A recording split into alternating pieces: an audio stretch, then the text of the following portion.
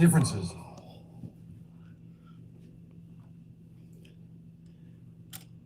Damn!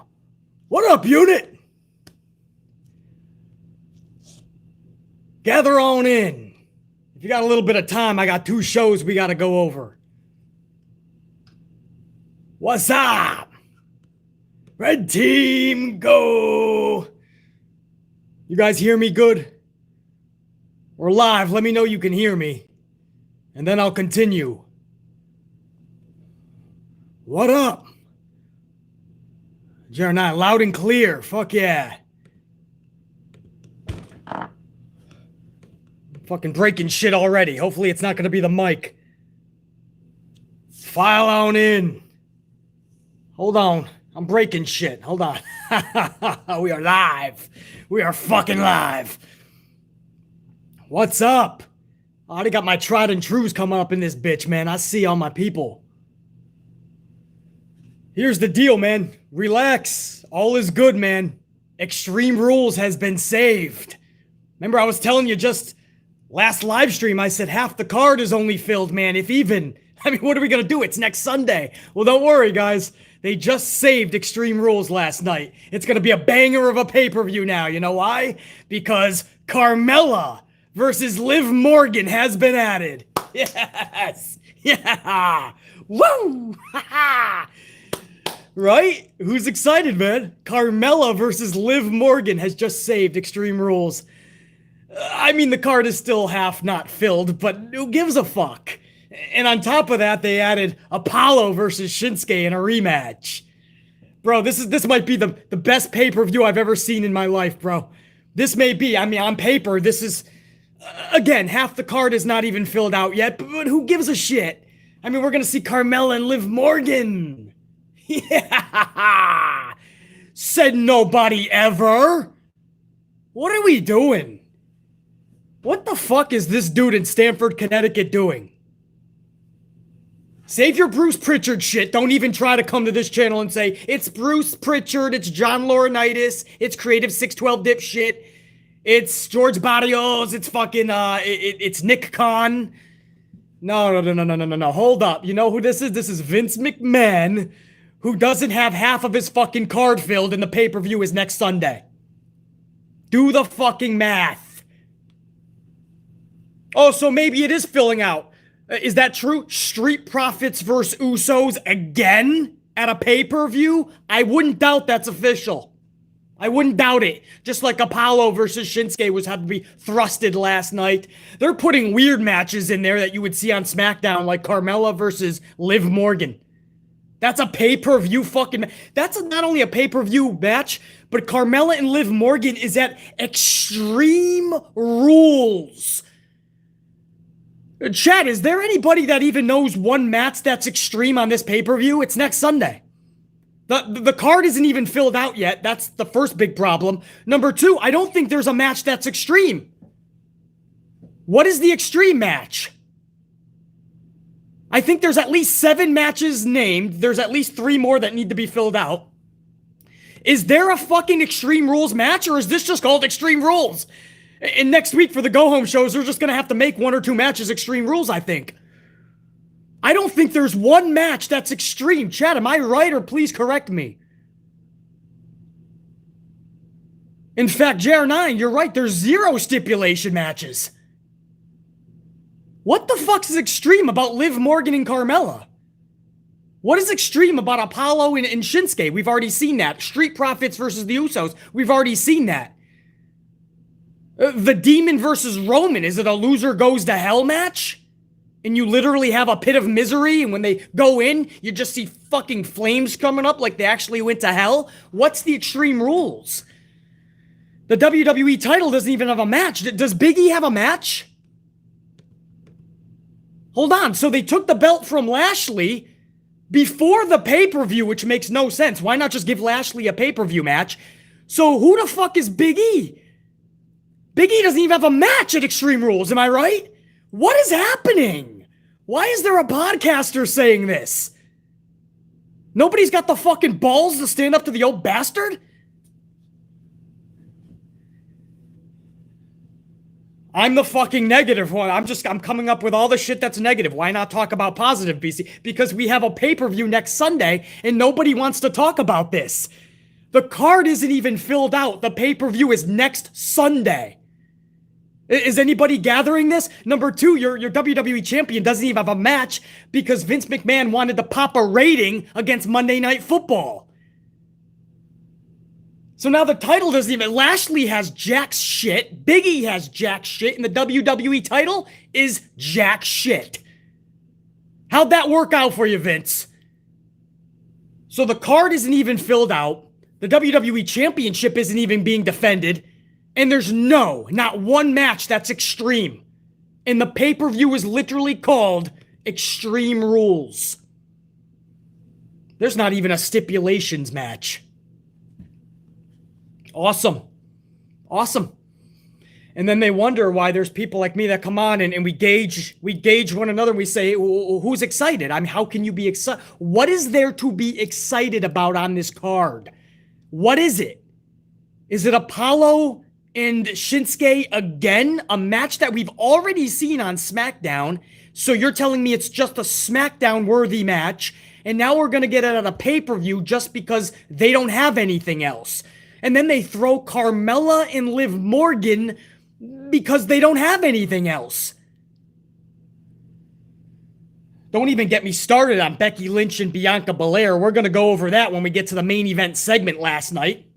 Oh, wait till we talk about that shit. Anyway, we're going to talk a lot more about this fucking non-extreme rules. An extreme bullshit fest. Extreme redundancy. Extreme nauseation. We're going to talk about that as we go on. We're also going to talk when we get to the AEW Rampage review. We're going to talk about Britt Baker and Ruby Soho because they were in a great segment. And I'm a harsh critic. It's going to take a lot for BC to say something was great. Ruby and Britt, they knew what they wanted to say last night. They had their bullet points. They just needed to deliver. Make it believable. Let's rock. So we're even more excited to see this for Wednesday. And that's what I'm saying, right? There's people out there that go, well, you're just liking AEW because it's the new cool thing to do. But I would ask this. You look at their Grand Slam in New York City for next Wednesday, and that's just a television show. And then you look at Extreme Rules, which is a pay-per-view, and you tell me honestly what is more exciting. I already know the answer. Tony Khan's doing this on a fucking television show next week. And trust me when I say, because Tony Khan has given nobody a reason to doubt him yet, Tony Khan is still going to give you something epic at Full Gear, I bet. So this isn't just going to be, oh man, they wasted all their rounds and Grand Slam, right? They busted their load in New York, and now they have nothing for Full Gear or going forward. That's bullshit. Tony Khan has not led you or steered you wrong yet. So I don't see how anybody can doubt this motherfucker yet. You got a card next week for AEW that's pretty fucking shining in so far Extreme Rules. And this isn't just being negative. This isn't throwing shade. I just gave you a plethora of problems with an event that Vince wants you to pay money for. He's going to suck every penny out of you, and he's going to give you bullshit in return.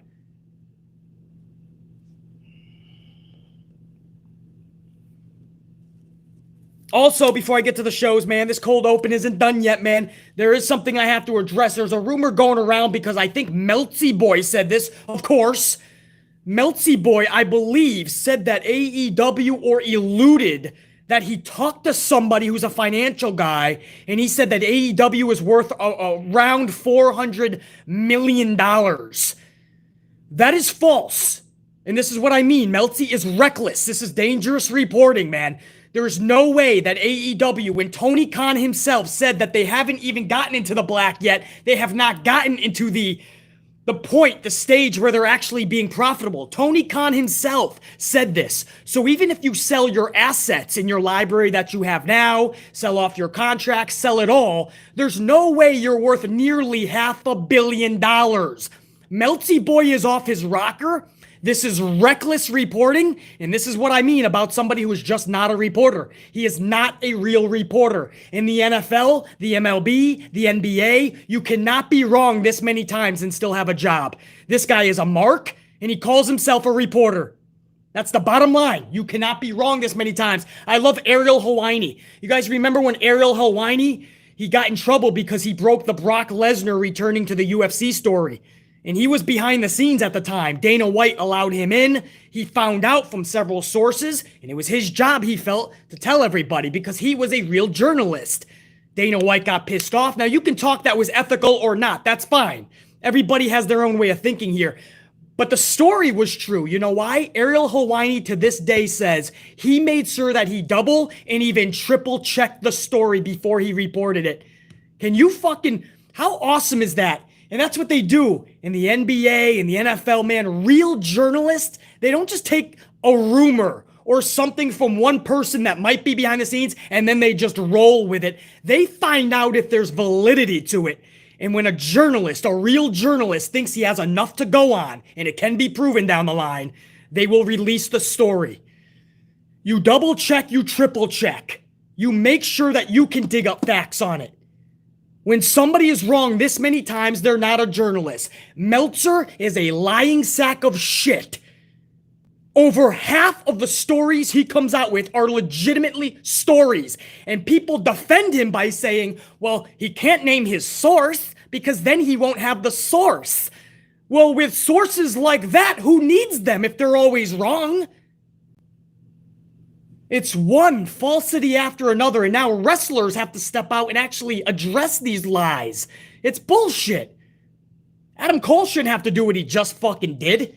He had to go and address this in an interview. This is a big week for him. He's back in AEW, and all of a sudden, I have to address that I was not going to be a manager for Keith Lee. And then there's people that still want to defend Meltzer. Well, they said that the talent might not have known.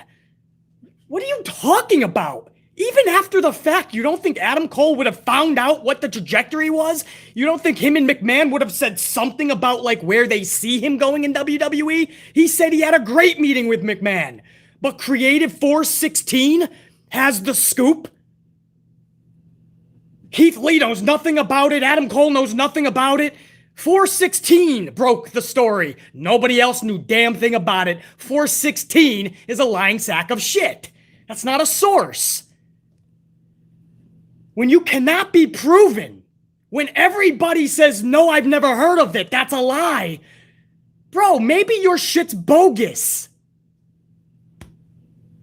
I am done with that shit with Melty Boy. He is now, he said, this is what I heard.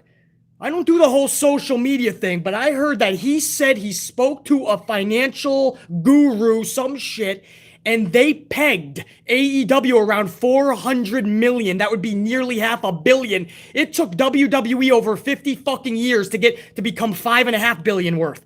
They're worth just over $5.5 billion. AEW, who is Tony Khan has said he's not even profitable yet. Tony Khan said this just a few weeks ago, and you're telling me they're valued at $400 million fucking dollars? Somebody's a lying sack of shit. It starts with Mel and it ends with Zer. Anyway, I had to address that. Because they are not worth $400 million. I can't wait till the day where they are and so much more, and they're on the trajectory. But I cannot have lies like that out into the universe, man. They are not worth $400 million. Please do not think that Meltzer is telling you the truth and start thinking that AEW is worth $500 million already. $500 million. Fuck out of here, bro. Common sense would tell you that. This Meltzer guy doesn't even fuck with common sense and logic. He just fucking says shit. He is reckless. Doesn't give a shit what wrestler he's lying about. Doesn't give a fuck if the story is right or not. Whew. Speaking of stories, man, before I start the reviews, I'll end the cold open with Sasha Banks. Sasha Banks, man, what is up? Could she be suspended? We know she doesn't like the old shot. And I'm not even going to fucking blame her. We're not even going to talk about that. Everybody has a right to it. Nobody's going to degrade the other on this fucking channel. So I'm guessing that has something to do with what's going on.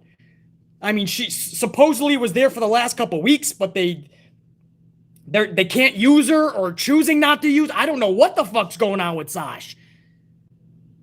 Something's up though, man. First of all, she was just gone for weeks. Nobody knew what the fuck. Then she came back and was supposedly backstage for a week or two and still nothing.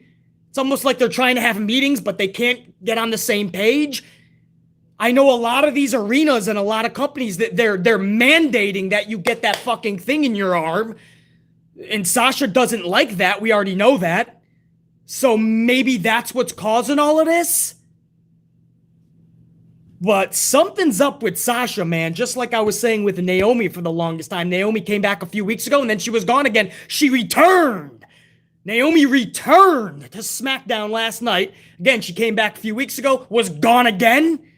Nobody knew what the fuck was going on. Naomi returned last night, man, and she dropped her best promo of all fucking time.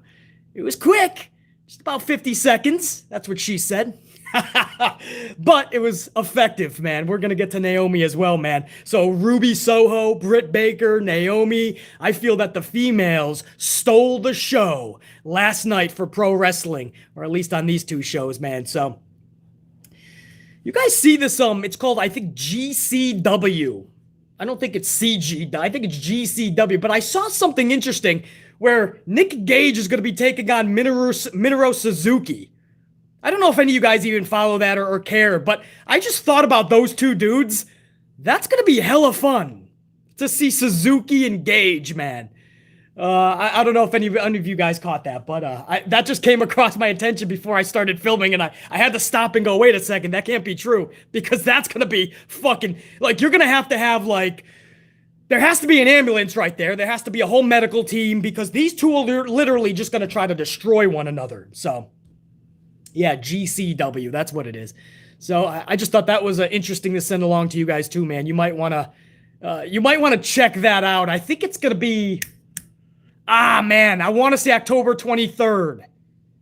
If I am wrong, I'll apologize. Again, this just came across my attention like right before we started filming, but I think it's a big event that they have for October 23rd, I'm going to say. So just check it yourself, guys. But Suzuki versus Gage. GCW. Sounds fucking pretty awesome. All right. That's our cold open. Thank you guys. 17, almost 20 fucking minutes just screaming. I love it. Already over 100 on the ups, man. As I was screaming. You guys are the best. Thank you, man. As we head toward 200 on that. Several hundred already live. To the thousands that are coming in later. Sorry you guys couldn't catch this live with us, but I'm glad you're at least checking this out now. So to the thousands coming in later, much love to you guys as well. But to the hundreds here live, let's get this fucking thing rocking, man. I'm going to start with SmackDown only because that's what started this son of a bitch. So we'll go over hour number 1, we'll go over some supers. Hour number 2, go over the second round of supers, and then get into AEW, go over the last round of supers, and then we can all go about our day. I'll try to get you guys out of here in about No, not a half an hour. Hour and a half, maybe? I don't know. We'll see. So the Bloodline starts the show. Oh, hold on. Let's crack this thing, man. This is to all you guys, man. Let me give a salute to my amp unit. 2 hours later. Jennifer Pierce is up. Hey, Jennifer, you always make us laugh, man. You got the best jokes, dude. Jennifer says 3 days later. Carlos up in here? Yeah, Carlos. What up, dude? I saw JR9 up in here, too. A lot of my tried and trues are up here. I love that. I know this is a weird time on a Saturday afternoon.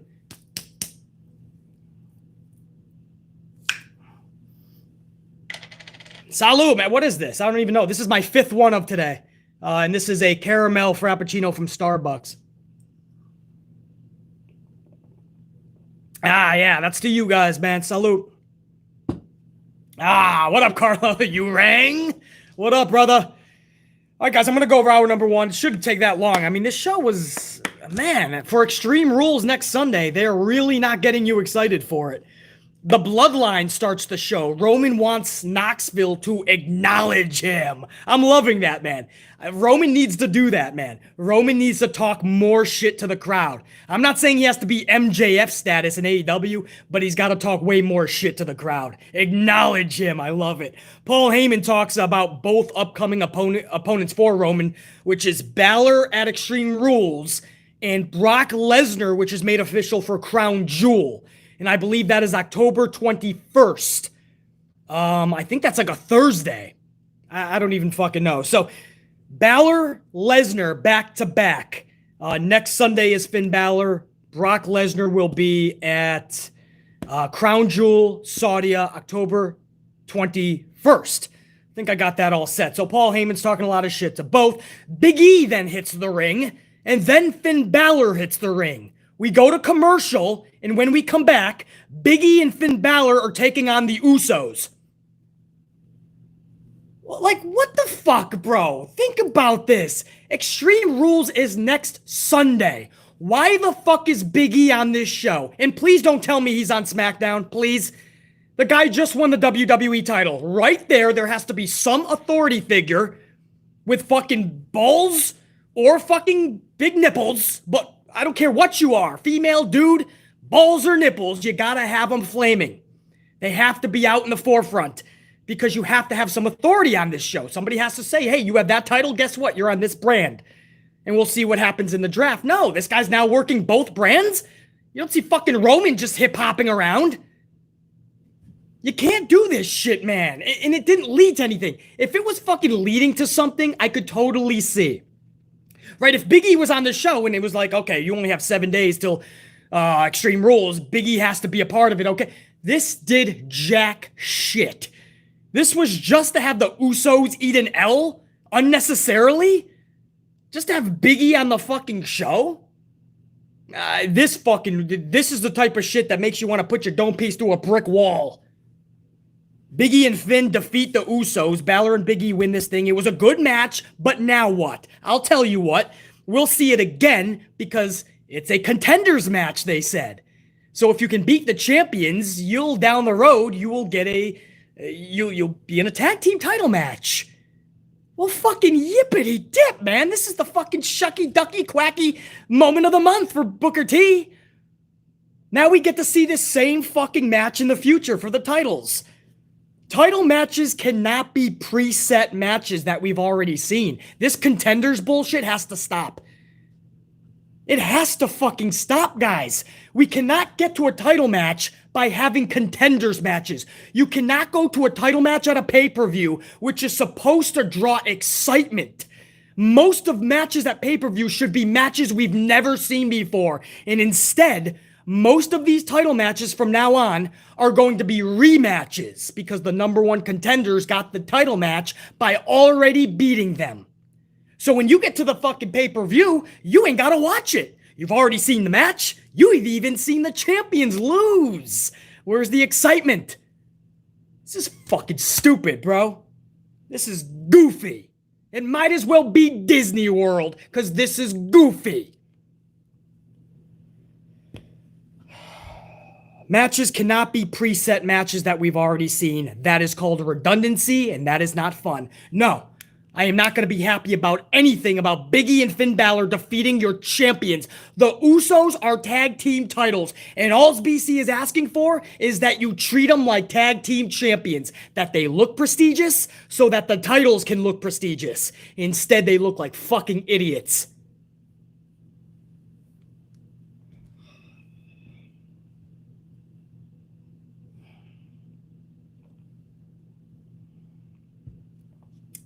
Rick Boogs versus Robert Roode is next. This was maybe a 2-minute match, maybe. We had introductions, which, by the way, Shinsuke Nakamura had the longest introduction. He wasn't even in the match. That's great, you're giving some time to your IC champion because they have nothing for this dude. So his introduction has to be his biggest claim to fame right now, but at least he has a title. At least they call him King Nakamura, and at least he gets some TV time. There was a period of time where he was just sitting in fucking catering, throwing moose cake at the brick wall and seeing if it sticks.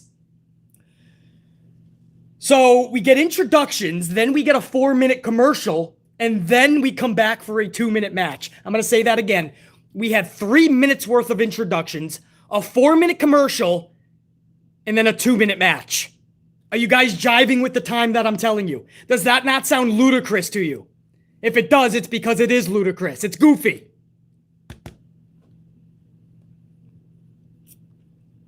Boogs hits his Boogs Cruise finisher on Rude for the W. At least it wasn't an awe-inspiring, ultra-devastating fruit fucking roll-up. I'll take a Boogs Cruise.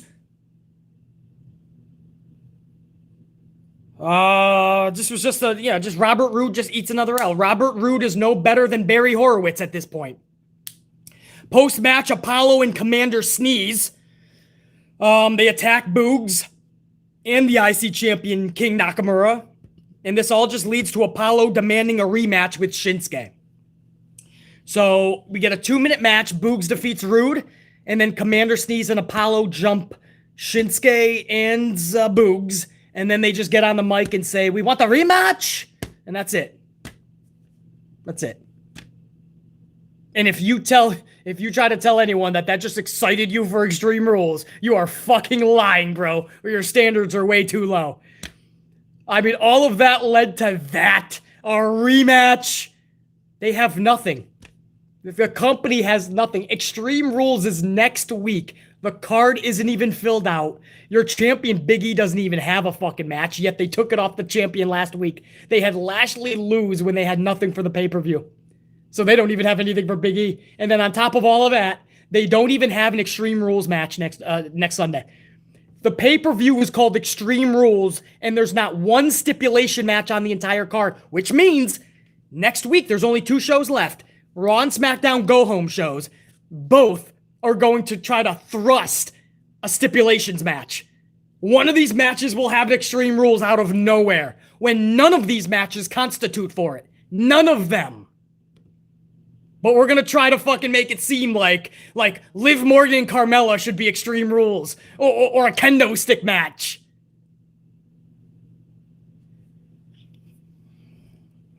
Then Kevin Owens makes his way to ringside, but Happy Corbin attacks from behind. I love Happy Corbin's attire, at least.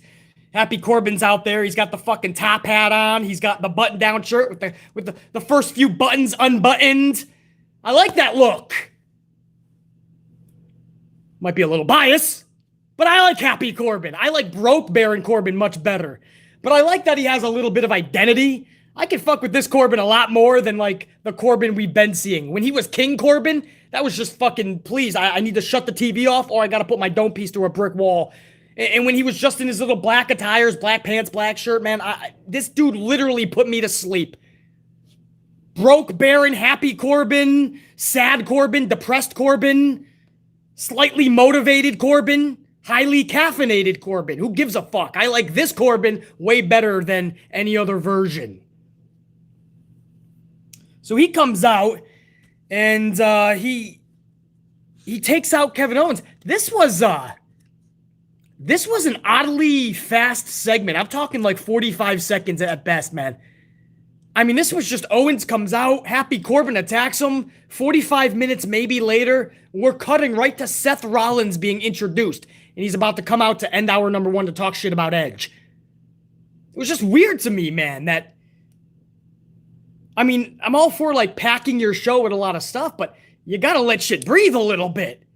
I mean, they went right into Rollins, and you already forgot about Happy Corbin, or slightly depressed Corbin, or fucking whatever the fuck, and Kevin Owens. Or highly irritated Kevin Owens at this point. But before we even got to Rollins, who's standing there in the middle of the ring as we go to a fucking 4-minute commercial, and then when we come back from commercial, Big E was shown backstage talking to Paul Heyman. And when Big E goes to turn around, he gets a vicious super kick. I forgot if it was Jimmy or Jay, but he took a vicious, badass, beautiful super kick to the dome piece. And then the Usos just destroyed Big E backstage, trying to make you care a little bit for their fucking future title match, I guess. Getting a little bit of revenge for getting beat earlier in the night. But he did take a beating. And then after 8 minutes, if you take that segment, you take the fucking commercial break, you probably forgot that Rollins is still in the middle of the ring watching all of this. So Rollins finally gets to fucking speak, man. And Rollins is in there. He looked like the Tin Man from Wizard of Oz. He had just like a fucking shiny silver suit. Even his shoes, I think, were like shiny silver. I mean, if you ever seen the Wizard of Oz, man, I just need a heart. I just need a heart. I'll go see Oz with you. I just need a heart. That's how he talked. Tin Man from Wizard of Oz. If I only had a heart. The fuck is this guy doing out there, man? I know he's crazy, Seth Rollins, with his outfits. But damn, you're gonna blind a motherfucker. Anyway, that's a sidetrack, I know. But he was out there talking that shit about, it was a good promo, too, about Edge. It was just so long, man. Like, there was no reason that he needed to, no, who said that? Oh, Jennifer, if Vince only had a brain. Yeah, who was that? Scarecrow, right? Scarecrow needed a brain. Tin Man needed a heart. Lion needed courage. So the Lion would be Triple H, because he needs some fucking courage to stand up to Vince McMahon and say, dude, you just destroyed my creation, NXT. He can't worry about being punished. He can't worry about not retaining the company one day when the old man is gone. Triple H needs courage. Vince McMahon needs a fucking brain. Seth Rollins is the Tin Man by fucking proxy. I mean, he was just the Tin Man last night. By process of elimination, Seth Rollins is the Tin Man. And then who's left? Dorothy. There's no place like home. Who the fuck wants to get out of WWE faster than anyone? Which female wants to get the hell out of WWE fast, guys? Who's Dorothy? There's no place like home. She just wants to get the fuck out of there and back to her home. Nobody's got a fucking answer. Liv Morgan probably wants to go with fucking Ruby Soho right now. I would say fucking Shayna or Asuka. I'll go with that. Sasha, Naomi, none of you guys are wrong. I'm gonna say the women's division wishes they were Dorothy right now. Anyway, enough with the Wizard of Oz, man. Seth Rollins dressed like the fucking Tin Man, and he cut a good promo. It was just too long. It just was, guys. Listen, all of this, it wasn't even for an attack. Seth Rollins, I mean, Edge wasn't there, obviously. He's selling the injury from last week in the neck. But all of this was for no action. It was like 6-7 minutes of just Rollins going on and on and on. And I love hearing shit. Breathe, tell the story in your words, show it in your expressions, your mannerisms. I love it. But for this, because it's a match we've already seen a couple of times, we already know for a fact Edge is not in the building.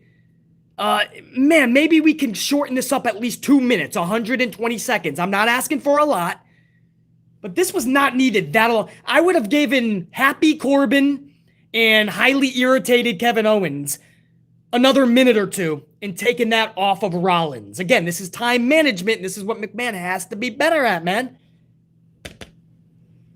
Because this just went a little too long. But anyway, I mean, I thought it was a good... I'm not going to diss Rollins' promo, though. It was good nonetheless. I mean, he hit all his bullet points. The crowd was literally... We talked about his outfit. The crowd was literally chanting, "You look stupid." The crowd was chanting. That's not a... I know a lot of you guys don't watch the show. You just tuned into BC's review. Trust me when I say, this wasn't just a few people. The crowd was chanting heavy. They didn't even bother muting this. I'm sure Vince was having a fucking chuckle. I'm having a chuckle. This is funny. Vince let this thing roll, man, and it was just "you look stupid" chants. Anyway, I thought it was pretty funny.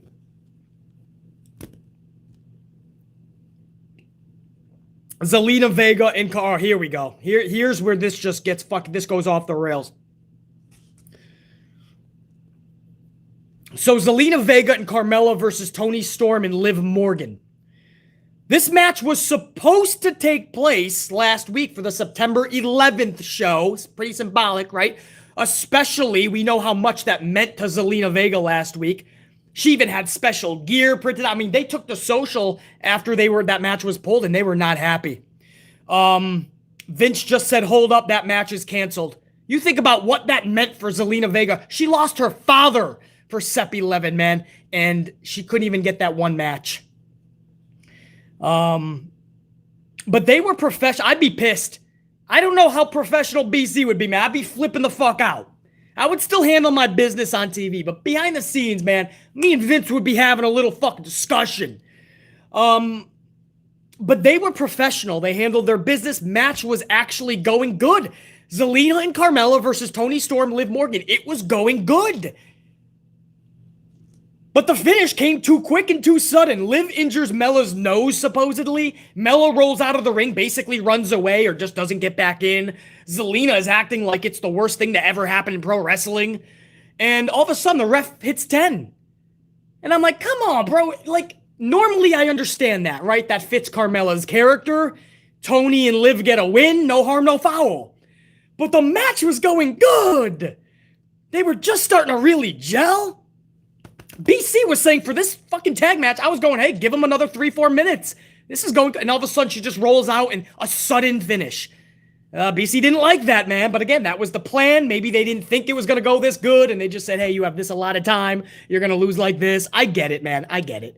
I wasn't a fan of that because the match was going good, man. You got to be able to audible in pro wrestling, man. And this goes with Vince on the headset behind the scenes. If you see something really fucking working, call the audible. The ref has the earpiece.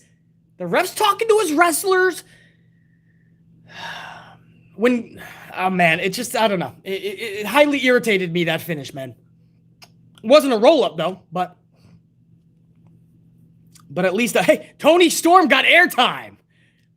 Toni, I think we could count on maybe one hand tops how many times you've seen Toni Storm actually on SmackDown. Pretty funny. Toni Storm got action, man. Yeah, I don't know. Well, maybe 3 times, right, Jar9? 3 times she's been on SmackDown. 2 matches in 1 segment. Yeah, so I was right. Less than a handful. And she's been there for months, actually, guys. You just wouldn't know it. Chilling with Naomi and everyone backstage, throwing moose cake at the fucking wall. Yeah. A lot of people forgot she was on, Jennifer. A lot of people. Anyway. Afterwards, we get, here we go, man. I was trying not to talk about this again because we talked about it in the cold open. But afterwards, we get Liv Morgan, wanting a match with Carmella at Extreme Rules. And that's what we got, man. Extreme Rules. This is something that last night needed a jolt of energy. Half the card still wasn't even made up until last night. You need to start dropping some epic announcements. And we got Apollo versus Nakamura again in a rematch for the IC title. And then we got Carmella and Liv Morgan at a fucking pay-per-view called Extreme Rules with no matches that are extreme on the card. Not even a stipulation. Carmella and Liv Morgan. That's a true story. Oh, and it gets better. Zelena said, not before I take on Carmella first. Or I'm sorry, Liv Morgan. So next week on SmackDown, to get you excited for Carmella and Morgan at the pay-per-view, Zelena will be taking on Liv Morgan. Again, I don't even mind these matches on SmackDown. Fine, let's rock it. Matches we've already seen before, I know, but still, go ahead. But when you have a pay-per-view next Sunday that you have to heavily promote because nobody's excited about it, it's not even that they're just being sticklers in the fucking mud. Oh, you're just a stick in the mud. You're just negative. No, they half the card has not been announced. They don't even know what half the card is. Last night, they had to throw in 2 or 3 more matches, and it's still not complete. So people are not excited, not just because they're a stick in the mud. It's because they haven't given anybody anything to be excited about. It's called Extreme Rules. There's nothing extreme. That's like Hell in a Cell having no Hell in a Cell matches. The Royal Rumble not having the Rumble match. Halloween Havoc on Valentine's Day. If it doesn't make sense, nobody can be excited about it. It's not rocket science. Maybe people are negative because there's many reasons to be negative about this fucking product. Because the guy who's running it, Vince McMahon, doesn't give a shit. There's no care or creativity anymore. I'm dumbfounded how you can have a pay-per-view and you literally don't even give a shit about promoting it.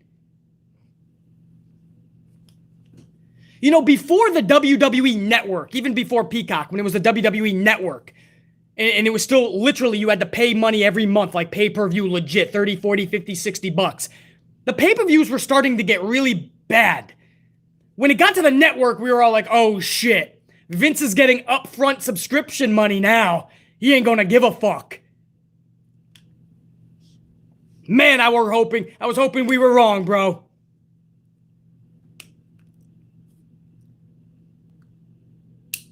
Anyway, Liv Morgan, Carmelo, I'm gonna move on because that's just gonna make all of us want to put our dome pieces to a brick wall. Legit fucking every portion of the brick wall. Naomi! Let's move on to Naomi. This is something I love to talk about, man. She was actually there last night. She returned to SmackDown. We saw her return a few weeks ago, and then she was right back missing, right back on the side of the milk carton. She was back last night. Naomi returned to SmackDown. And I can say, even though it was a backstage promo, she fucking rocked it, bro. Naomi was really good in this, like, 50-second promo, whatever the fuck it was. She confronted Sonya Deville. I really like this, man. I want to try to pull this up for you. Now, if you're one of the thousands that are going to catch this after we're live over the next 36 hours, you might not hear this. My live audience is about to hear the actual promo.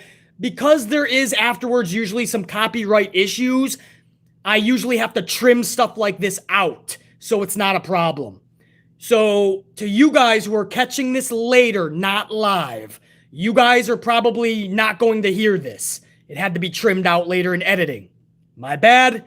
It's so that everybody can at least enjoy the video and it can stay on the air. But for my live unit right now, I think we have hundreds in here now. I want you guys to listen to this Naomi promo, man. This was pretty good. It was backstage. Sonya Deville was on the phone and Naomi got right up in her face. Listen to this if I can get it up. Hold on, guys, please. Hold on, guys. I'm trying to cue this up. I have been more than patient, more than respectful. So I'm not going to play this game with you anymore. When is my match? There's not that much time on the show tonight. Come to me next week and we will figure it out. I don't know what your issue is with me, nor do I care. Because I've been here longer than you. I've accomplished way more than you. So you're acting as if I don't deserve to be here is pretty bizarre. I am a two-time SmackDown Women's Champion, okay? And one thing you clearly don't know about me is that I never quit. So mark my words, one way or another, I am going to get my match. Now, do you feel that?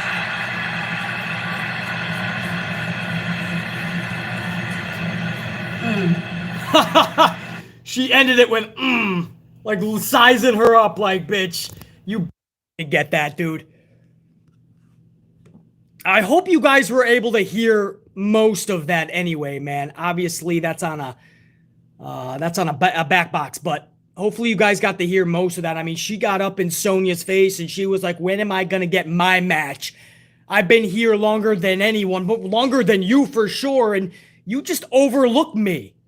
I feel like you don't respect me. One way or another, I'm getting my match. And guys, it was the delivery. I've never seen this from Naomi.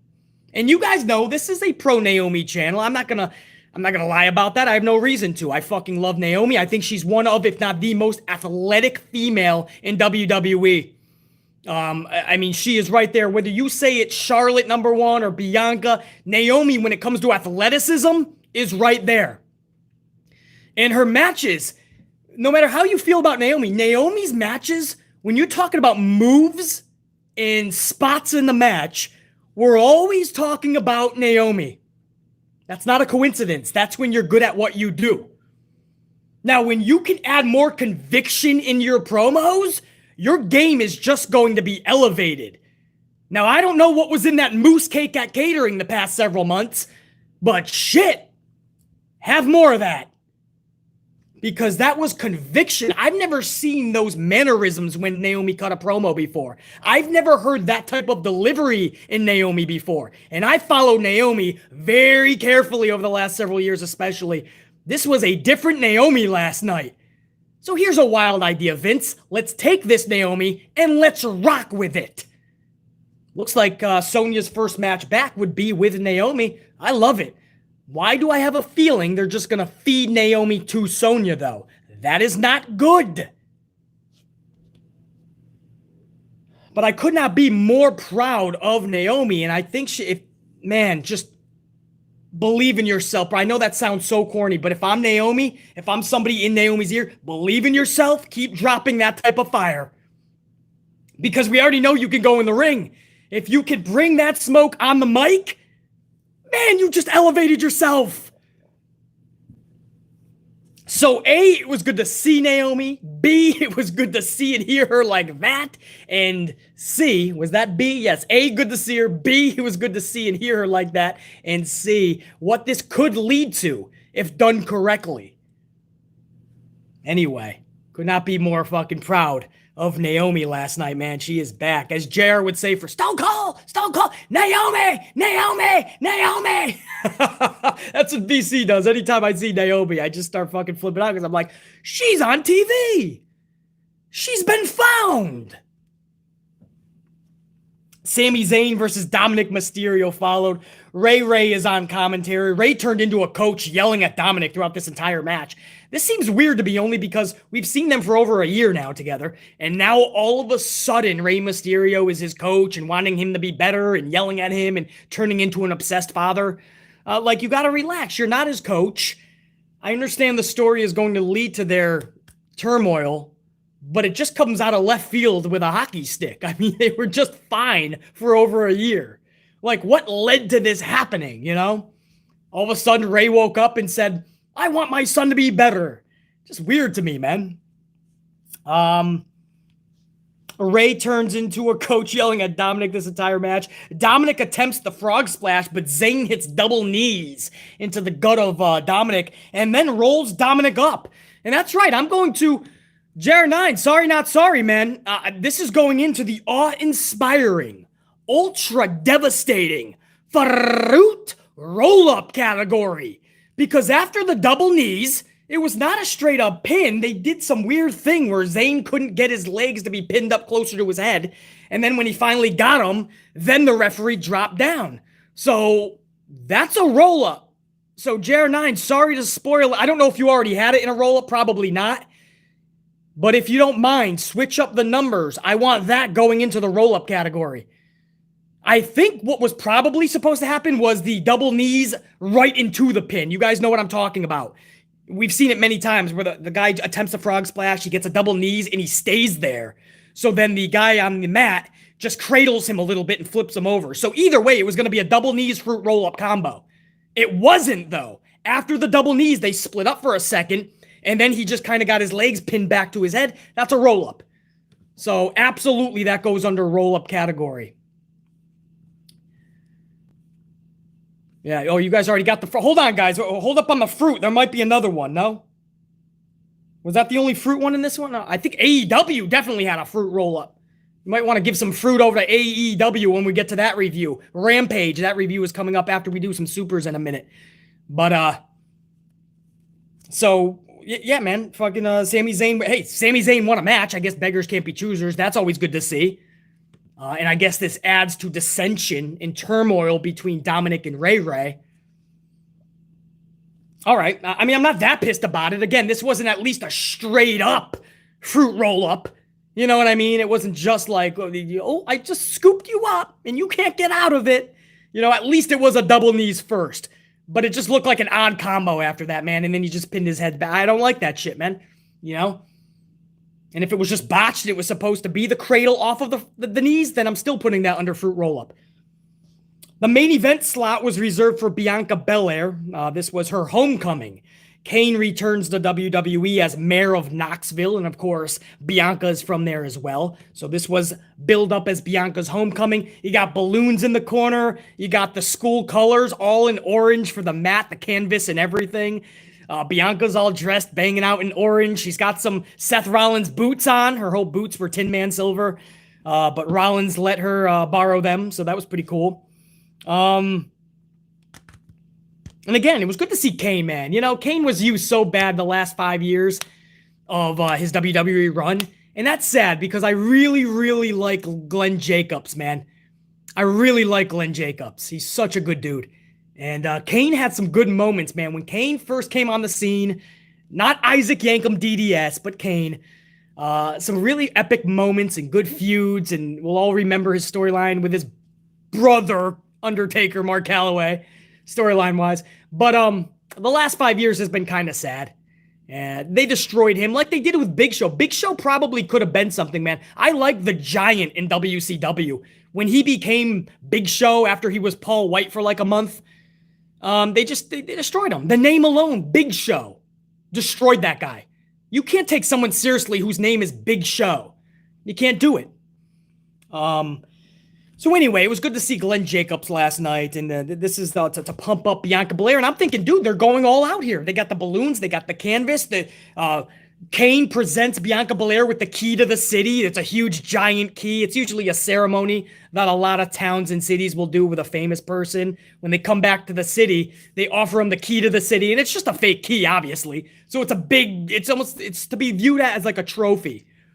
So Bianca gets this giant key trophy, basically, the key to the town, the city. So, you know, they're going all out, and you know that big time Bex is going to come out, and we should have a big segment. Something big should happen here that's going to get us excited for Extreme Rules. That's what you're thinking, right? I mean, that's what you're thinking anyway. That's not what happened. Big time Bex came out. That's exactly what happened. Big time Bex came out. And this just turned tragic, man. I mean, because I'm just thinking about, man, I'm sorry for the gaps in the review, but I'm just thinking back at like how underwhelming this really was. So I really want to portray it in this review, but I don't know if I even have the words to do that. Big time Bex comes out. They have a short exchange where Bex just says, I came out here to just say congrats, or congrats on getting the key to the city, or so, I don't even know. She went to shake her hand, and Bianca shook her hand and then pulled her back. And Bex went to hit her. Bianca scooped her up, but big time Bex fucking dropped back and just manhandle slammed Bianca. She left the ring and we went off the air. I couldn't believe it. I'm like, you just had... Think about this, man. They had balloons. They had the orange canvas, the key to the city. They brought Kane back. This is a homecoming. Something big is going to happen, right? Becky Lynch just comes out, manhandles, slams Bianca, and we go off the air. Is it so much to fucking ask? And I'm asking bare minimum here. Bare fucking minimum. For a 2-hour television show on network television, is it too much to just ask for something fun, something exciting, exhilarating, a cliffhanger, something that could get us buzzing afterwards? Bro, they don't even care. They don't even care. A manhandle slam, and that was it. And Bianca's like devastated again, rocked. The strongest, the baddest, the everything-ist is fucking rocked again by one move. Holding her side. I mean, she's like fucking, I mean, Hornswoggle could pin her. Fucking Jim Cornette could pin her. Jim Ross at this point could pin her, and she couldn't kick out. I mean, she's just getting fucked up lately. And what are you going to tell me at Extreme Rules? Is this all... We're seeing Bianca just get her ass kicked by Becky every week just to have her... Do you really think they're going to have Becky drop the title at Extreme Rules? Then you're telling me that SummerSlam really was for nothing. You made Bianca look like trash just to have her get it back a month later. Or that's just WWE admitting they fucked this up royally. And Vince McMahon had no choice but to put on Bianca. But the damage is done. It's going to take more than even just getting the title back. You got to start booking Bianca better. Because you helped ruin her at SummerSlam. And you're not helping. You made her look like an idiot last night. I couldn't believe, this isn't even being over dramatic or overemphasizing something that was not that big of a deal, Beasley. I could not fathom they ended the show like that. I could not fathom they ended the show like that.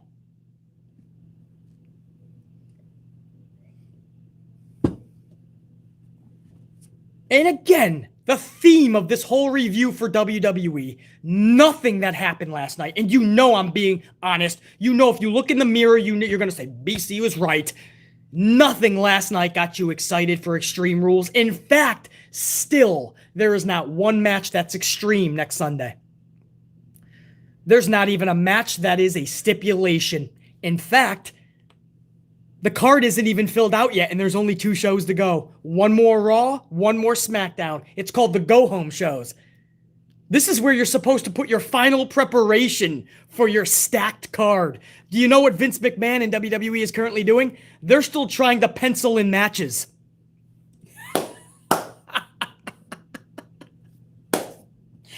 Bro, I'm going to say that one more time if you don't mind. One more time.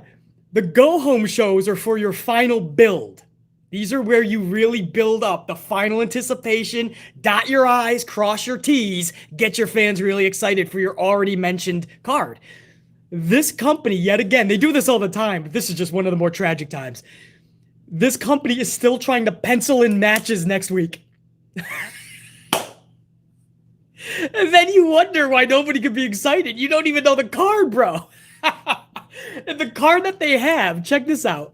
The card they have is matches like Liv Morgan versus Carmella, Apollo versus Shinsuke again, which is just a rematch we've already seen several times on SmackDown.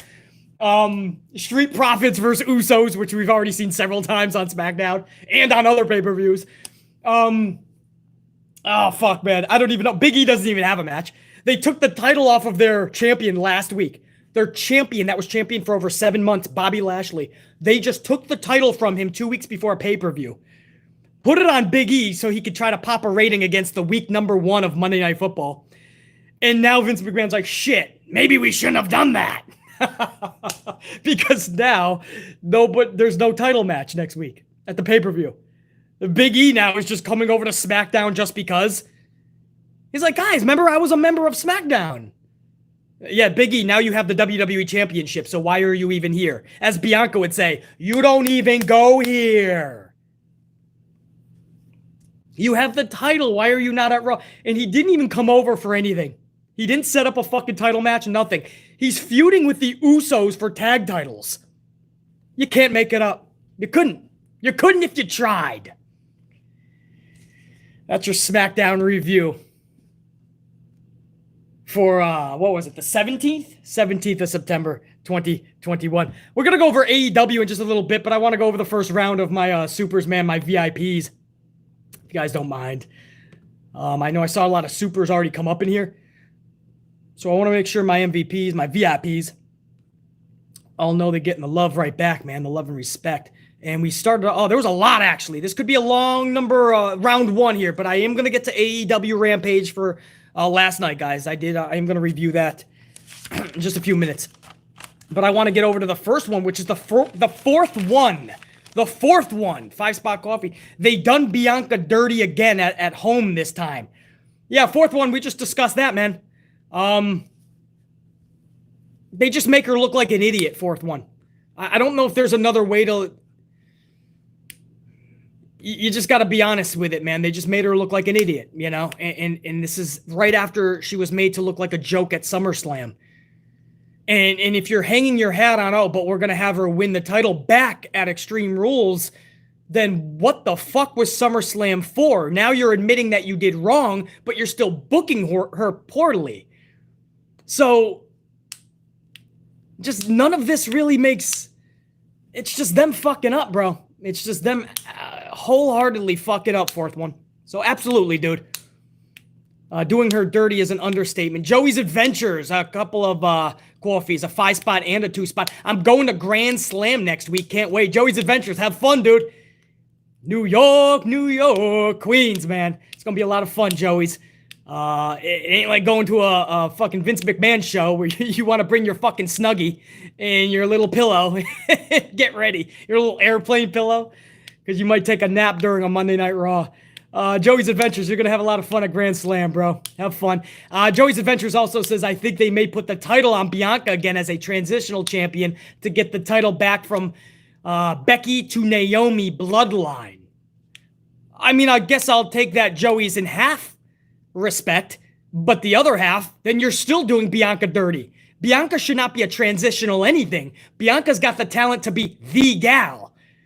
So you could be right, Joey's, and half of that excites me because then I get to see Naomi in the bloodline, Naomi with a title, in a title picture. But what the fuck? It's what I always say, Joey's Adventures. You can't raise somebody up by tearing somebody else down. So I don't want to see Naomi getting shine if it's at the fall of Bianca Belair. Joey's Adventures, thanks, dude. Christopher Blackshare, Christopher, $1.99. Barney vs. Big Bird is better than Lovable Rules. Christopher, Vince might have to put Barney versus fucking Big Bird in that pay-per-view because he doesn't have the card filled out. You could see that match. And a loser leaves Sesame Street, all right? The loser has to leave the street. That'll be on the pre-show, Christopher Blackshare. Smurfy Tudes, 5-spot coffee. With Seth Rollins' suit, it was either taken from a sofa and sacrificed to the greater good, or NASA has a bone to pick with him for taking their material. I think it's the latter, Smurfy Tunes. It definitely looked like something from NASA or the movie Wizard of Oz, for sure. Unsane the Plastered Bastard, 5-spot coffee. What up, BC? What up, Unsane? The Plastered Bastard. I just saw a TikTok post from Naomi and Bianca and thought that would love to see them as a tag team. What do you guys think? Down the road, maybe, Unsane the Plastered Bastard. Not yet, man. Naomi has so much more she has to offer as a singles competitor, and for Bianca, she hasn't even scratched the surface. So there's a lot more individually. Maybe down the line, though. Not yet. Unique Butterfly, 10-spot coffee. What up, Unique? Those verbal beatdowns between Ruby and Britt was classic. I can't wait until Naomi turns and joins the bloodline. I see her feuding with Belair. Epic. Sign me up, man. And we'll talk about Ruby and Britt in just a couple of minutes, Unique, when I go over the AEW review for Rampage from last night. But yeah, Naomi, man, I think there's some awesome things in the works with her. I just hope it's done correctly. They give it time to breathe. They give her that shine that she's deserved for years now. A unique butterfly, no doubt. Dave Mealy. Couple of $4.99 coffees from Dave Mealy. Oh, it's Extreme Rules, all right. Extremely boring. Yeah, Dave, I call it extreme redundancy. Dave also says, I just watched Chris Jericho's debut on Raw. Oh, how his speech resonates even today. Yeah, brother. I was just, somebody was talking about that the other day, actually. One of the best moments in WWE history. And somebody actually listed them as in their top 10. Chris Jericho's debut. I think that was when The Rock was in the ring. It was the Y2J countdown. And he turns and he looks at The Rock and they just start fucking going back and forth. So I think that's what you're talking about, Dave Mealy. How much fun was that? And what we wouldn't give to have those fucking promos back. Unsane the Plaster Bastard, another coffee thigh spot. Bro, all these leftover matches will be made this week. No time for that. AEW. Yeah, Unsane the Plastered Bastard is giving an AEW chant on the channel. I love it. Yeah, all these leftover matches, it's going to be the same thing we just saw last night, Unsane the Plastered Bastard, where we're getting matches like Carmelo versus Liv Morgan. You know what I mean? It's going to be weird shit like that. Where you're going to get like Nia Jax versus, I don't know, maybe they'll make Nia Jax versus Shayna Baszler, right? They've been feuding a little bit the last 2 weeks. And then this week on Raw, they're going to blast it right for 6 nights later, right? And we're going to get Shayna versus Nia. And like, how can you build excitement? You haven't even had them officially turn yet on one another. And then on top of that, it's still heel versus heel. I don't see how either one could be viewed as a face. But they don't give a fuck. Look at Charlie Flair the last 3 weeks. She's taken on nothing but a heel. 3 weeks ago, it was against Nia Jax, heel versus heel. 2 weeks ago, it was a rematch, heel versus heel, Charlie versus Nia again. Last week, I believe it was Shayna versus Charlie Flair.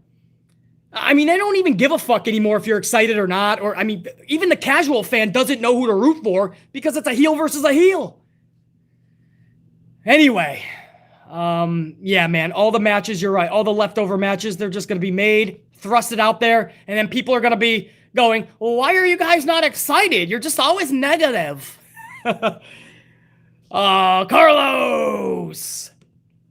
Carlos Ray, a couple of coffees, man. Salute, brother. Nothing on this card is extreme. Not even close, Carlos. Exactly right. He also says, let's talk about this Flair situation. Why now and who's behind it? Oh, Carlos, you're talking about the plane ride from hell, Dark Side of the Ring. That was a crazy episode, bro. Yeah, I mean, what people don't realize, and this is not okay, obviously, but back in the day, I mean, this stuff was on the regular. This was the normal back in the day. Again, not saying it was right. I'm saying back in the day, it was normal. You heard RVD and everyone else say it was. So now, because it's frowned upon, obviously, for obvious reasons, should be, and it's not tolerated, obviously, and shouldn't be, now people are going back. And it's a sticky situation when you do that. I don't have the answers for it, Carlos. So I don't know. I know his car ad. What was the car ad that he's been doing, guys? Does anybody know? Something about car rentals? Whoever was working with him, they pulled all of his ads so far. So Ric Flair just lost a lot. Before that episode played, he talked to Renee Paquette, formerly known as Renee Young. And he told Renee, because Renee asked him about this upcoming episode, and Flair goes, oh no, just when things were going good for me. Because he was about to debut in AEW. But it doesn't look like that's going to happen now. It looks like Ric Flair is being blackballed from the business. Tommy Dreamer also, because Tommy Dreamer defended Ric Flair in the episode. Tommy Dreamer, we can report, he's been suspended by Impact Wrestling. So the latest I heard is that is actually confirmed. Tommy Dreamer is suspended by Impact. Ric Flair, we can confirm, his advertisers have pulled. So this episode is doing damage to a lot of these professional wrestlers. Yeah, no word yet. Somebody asked about Dustin Rhodes. I haven't heard anything about that. I'm sure he's going to lay low, and that's probably the best bet. Although the lady that was in this episode, he said that, or she said that Dustin was the only one that was actually trying to pull Rick away from the lady and tell Rick to put some pants on and put his fucking nature penis away. So I don't fucking know. Car Shield, that's what it was, guys. Yeah. So I don't have the answers, Carlos. I mean, there's not a lot I can talk about it, man. Because none of us know. A, we were not there. B, it was fucking years and years ago. So I wish I could talk more about it, but if I don't know too much about something, I'm not going to act like I do, you know? That's why when I'm speaking about something, man, you know it's going to be full accuracy because you know I know what the fuck I'm talking about. And when I don't, I'm just going to stop talking about it. Thank you, Carlos. Strict Tango, 2-spot. BC WWE should keep Sasha on SmackDown during the draft. Yeah, I mean, that would be the logical choice. However, Monday Night Raw needs Sasha Banks. The problem, Strict Tango, is if she does go to Mondays, then she's just the latest victim with everyone else on just a shitty show with even shittier booking than the Blue Brand. So on one hand, Raw needs Sasha Banks. On the other hand, Sasha Banks don't need Raw. So we'll see how that ends up, Strict Tango. Unique Butterfly, another 10-spot, couple of coffees. Seeing Becky on TV is absolutely cringy. I can't stand her. To plant Bianca with the same move that had her lose at SummerSlam seems like a big fuck you to Bianca and the fans. It was unique. It was. And again, I don't know what this leads to. I don't see Becky Lynch dropping the title next Sunday. And if she does, are we all just supposed to forgive the booking? Does Vince think that if Becky gets or if Bianca gets the title back Sunday, we're all going to forgive what happened at SummerSlam and feel the same way about Bianca? No. You have to build her back up now, and that's going to take a lot of time and a lot of good booking. Well, good booking isn't how you used Bianca last night. That was fucking pathetic. So I absolutely agree, Unique Butterfly. Joey's Adventures with another 5-spot coffee says, did you hear Bray said on Twitter he'll see the fans very soon with the speed Dark Order is imploding, the 9/29 debut rumor may be true. Yeah, I saw his tweets lately, man. Bray seems to be talking a little bit more. I think he's getting ready to make that comeback, making sure everybody remembers that he's still there. And whether it's 9/29 or whether it's right before full year, it's exciting, man. It's exciting. And I like this because I don't want him coming into a Dark Order that has 100 members. Implode them a little bit. Let's shrink it down a little bit. The Dark Order to me is just too large. And Bray coming in just to do the shtick of Brody Lee, that's not going to suffice. You want to pay homage, but you want to do it to another level. Let's let a little bit more tight-knit group and then put Bray at the forefront. But yeah, Joey's Adventures, it could be, man. We don't know about this 90-day clause. We don't know the exact date. If it was 90 days, it was right before full year. Now we're hearing about September 29. That seems awfully close. Really soon. But we'll see, man. But yeah, it looks like the Dark Order is breaking up a little bit, and maybe we'll just see about 3-4 unit members. We'll see, man. But yeah, they have to break up a little bit, man. There's too many members. 1, 2, 3, 4, 5, 6, 7, 8, 9, 10. Mr. Black Eyes 22. What up, Mr. Black Eyes 22? On my way to work, I'll catch this show later. Check you. Smash it out, Mr. Black Ice. This will be up later on the channel, my dude. Thanks for stopping by, showing the love, smashing that up, man. Where are we on that, by the way? Over 250, man. Headed toward 300 on the ups. Thank you guys, man. It's going to help the algorithm for the thousands coming in later. Thank you, Mr. Black Ice 22. Big Nang's up in this bitch with a 2-spot. Big Nang says, New Day versus Bloodline. Wild card in effect. Shake my head. Yeah. Oh, it's going to be a wild card with or without a draft, with or without a brand split. Vince doesn't give a fuck about that, man. Big E, come on over. Roman, come over. Red Rover, send Xavier over. Doesn't fucking matter, Big Nang. Nothing makes sense in this company, and that's how Vince likes it. The older he gets, it's more normal to him. Dave Mealy, $9.99, couple of coffees. Any truth to the rumors that Sasha Banks got suspended? We all know what that something fishy is up, but there are rumors flying around from unreliable sources, mind you, that she was suspended. I haven't heard that, Dave. I mean, she showed up to MSG a couple weeks ago, remember? Or there was a photo anyway. But you are supposed to have that shot, and I know she is against that, so maybe, or that's what we're hearing anyway. So maybe that is where the suspension lied. I don't know who that came from. Like, for instance, if it's Melty Boy, I'm not going to believe that up front. Whenever I hear something is from Meltzer, I then have to do my own research. Because he's wrong more times than he's right, unfortunately. But if it's somebody else, man, maybe there's validity to it. But something is definitely up with Sasha. And speaking of suspended, I forgot to say this about Naomi, guys. From Naomi's awesome promo last night with Sonya Deville, storyline fined by WWE. Naomi, you probably read it already in the headline for this video. I forgot to even say this. Naomi is fined by WWE because she got into the face of Sonya. And Naomi played it great, man. This caught my attention earlier. Good buddy of mine sent this. Naomi responded immediately, and she put suspended caps with fucking question marks. For what?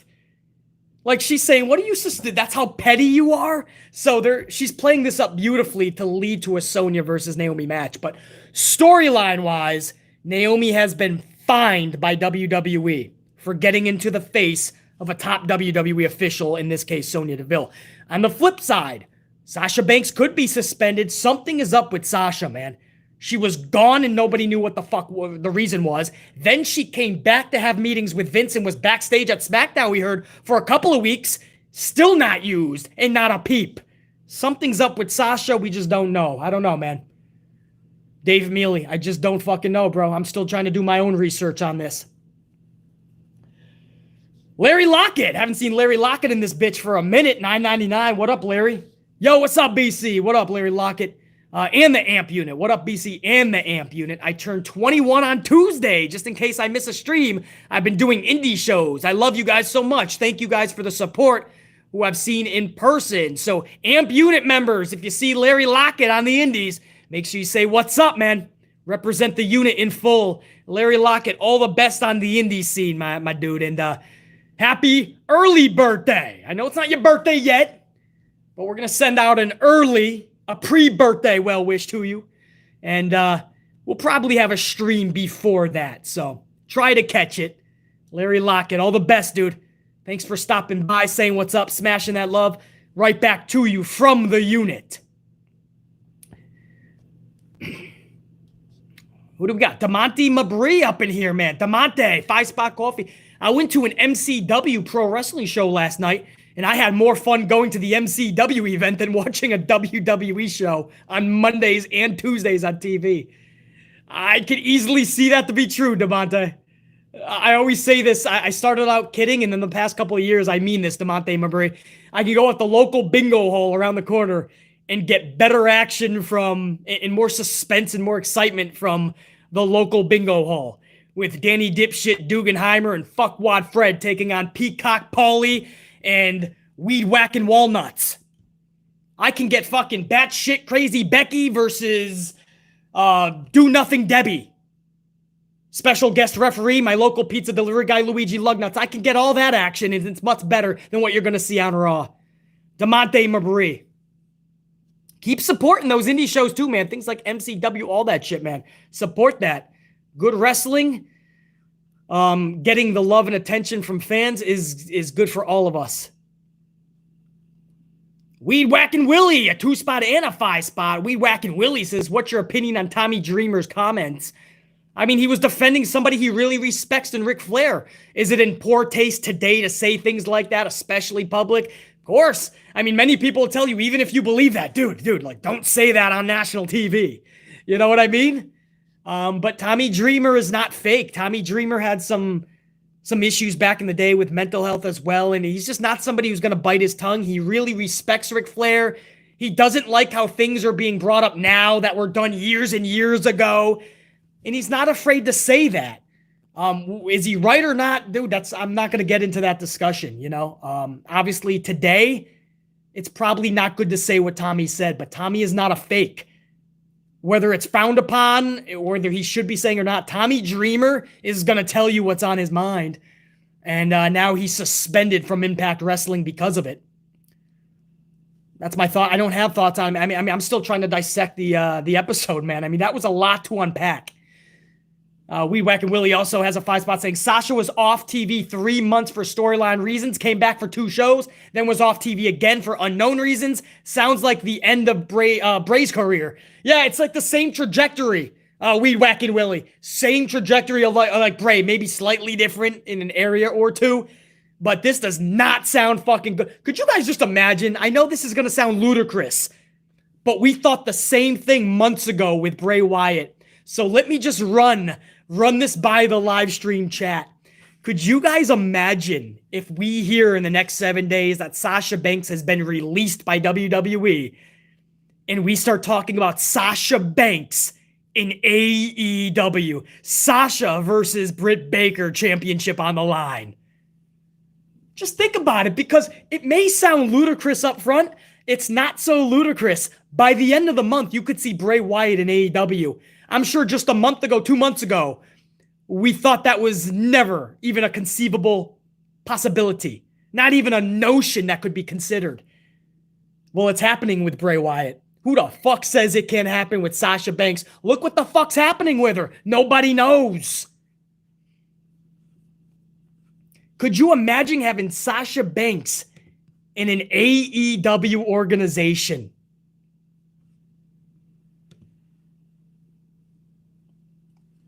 We always say about AEW, man, it's doing so many great things. One of the areas it kind of fails, and it's getting better now with Ruby Soho and what the hell happened with her and Britt Baker, which I'm going to get to in a few minutes. I love that last night. But if you had Sasha Banks, that division just went from one of the lower divisions in all of pro wrestling to on its way to being the best. At that point, there would only be 1 or 2 missing piece puzzles. Puzzle pieces, I should say. I can speak. Jennifer Pierce, you still up in here? I can speak. They'd only be 1 or 2 puzzle pieces away from having a dynamic division. They signed Thunder Rosa officially now. I mean, I don't know, man. It's not as ludicrous to think about Sasha Banks going to AEW. That's all I'm saying, guys. Something's up with Sasha Banks. Weed Whacking Willie, a couple of coffees. Thank you. Dante Jaron, 23, 5-spot coffee. The last few weeks of shows has caused my love of the WWE product in whole. The last few weeks of shows has caused my love of the WWE product in whole. The constant rematches and stupid booking has ruined the WWE. Okay, so Dante Jaron, 23 is saying the last few weeks especially is basically just taking him out of the WWE product. Dante Jaron 23, I'm surprised it took you this fucking long. I'm sure you were still tuning in like all of us out of habit and hope. And you didn't want to let that love for WWE slide to the wayside. But Dante Jaron, you're not alone on that, bro. You know, we're still going to be fans and we're still going to watch and we're still going to express when shit is not good. So that hopefully the old bastard will eventually listen and change things for the better. So Dante Jaron 23, I hear you, bro. At least AEW is putting on good shows for you mostly. 9 out of 10 times anyway. John Alexander, 2-spot. Seth looked wrapped in aluminum foil. Yeah, I called him the Tin Man from Wizard of Oz. John Alexander. Fucking aluminum foil. Yeah, he really did, bro. It was shiny too, that silver suit. Joey's Adventures, 2-spot. Owens has become super irrelevant. Bro, I mean, he was showing fire, right? He was backstage. He cut a promo before he walked out. And I thought this was a good Kevin Owens promo. He looked like he was fired up. It almost looked like old school Kevin Steen. And then all of a sudden, Corbin just attacks him. And in 45 seconds, the segment is over. And we're going to Seth Rollins, the Tin Man. Mr. Aluminum Foil himself. It was just weird what they did with Owens last night. Yeah, I'm right there with you on that, Joey's Adventures. James Miller, a 20-spot banger, man. James Miller, thank you, man, for several Starbuckses, man. 6 or 7 Dunkins, if you wanted to break it down. James Miller with that 20. Much love right back to you, man. Better hanging with BC in the unit on my birthday. Red team, go! James Miller, man, happy birthday, dude. Chat. I know there's a fucking, there's definitely the coffee emoji, obviously. I know there's like a piece of cake. Some people even had a whole cake. I've seen people have the fucking, the birthday hat emoji. And he's like spitting out the fucking streamer thing. Send some love over to James Miller, please, for his birthday. Oh, there's the streamer hat. Isn't there like a face emoji too when he's got a hat on?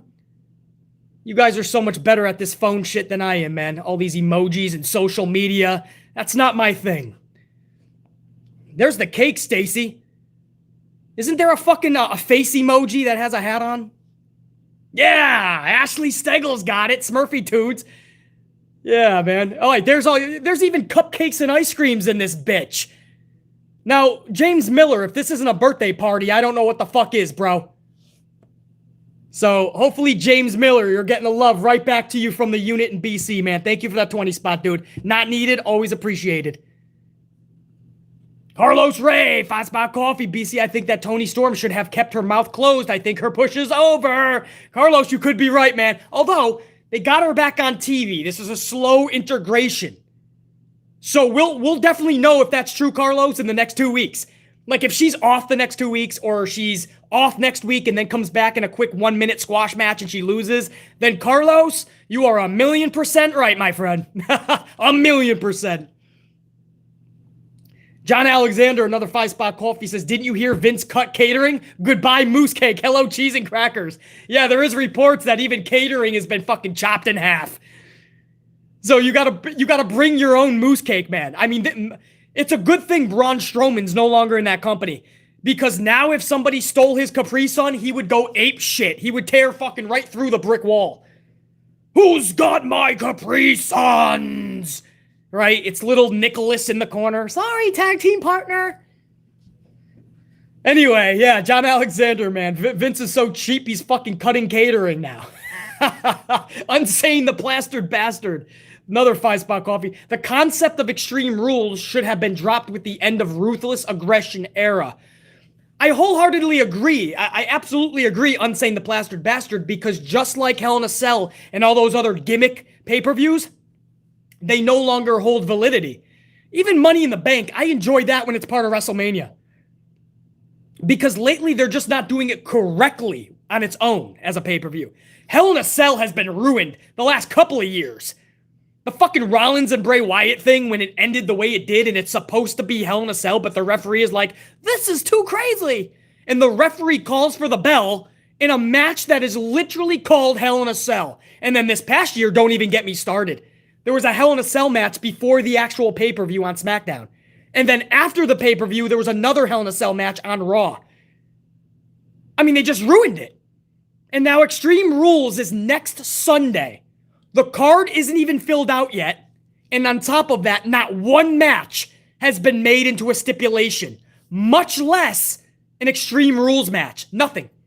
This event has nothing to do with Extreme anything, and it's called Extreme Rules.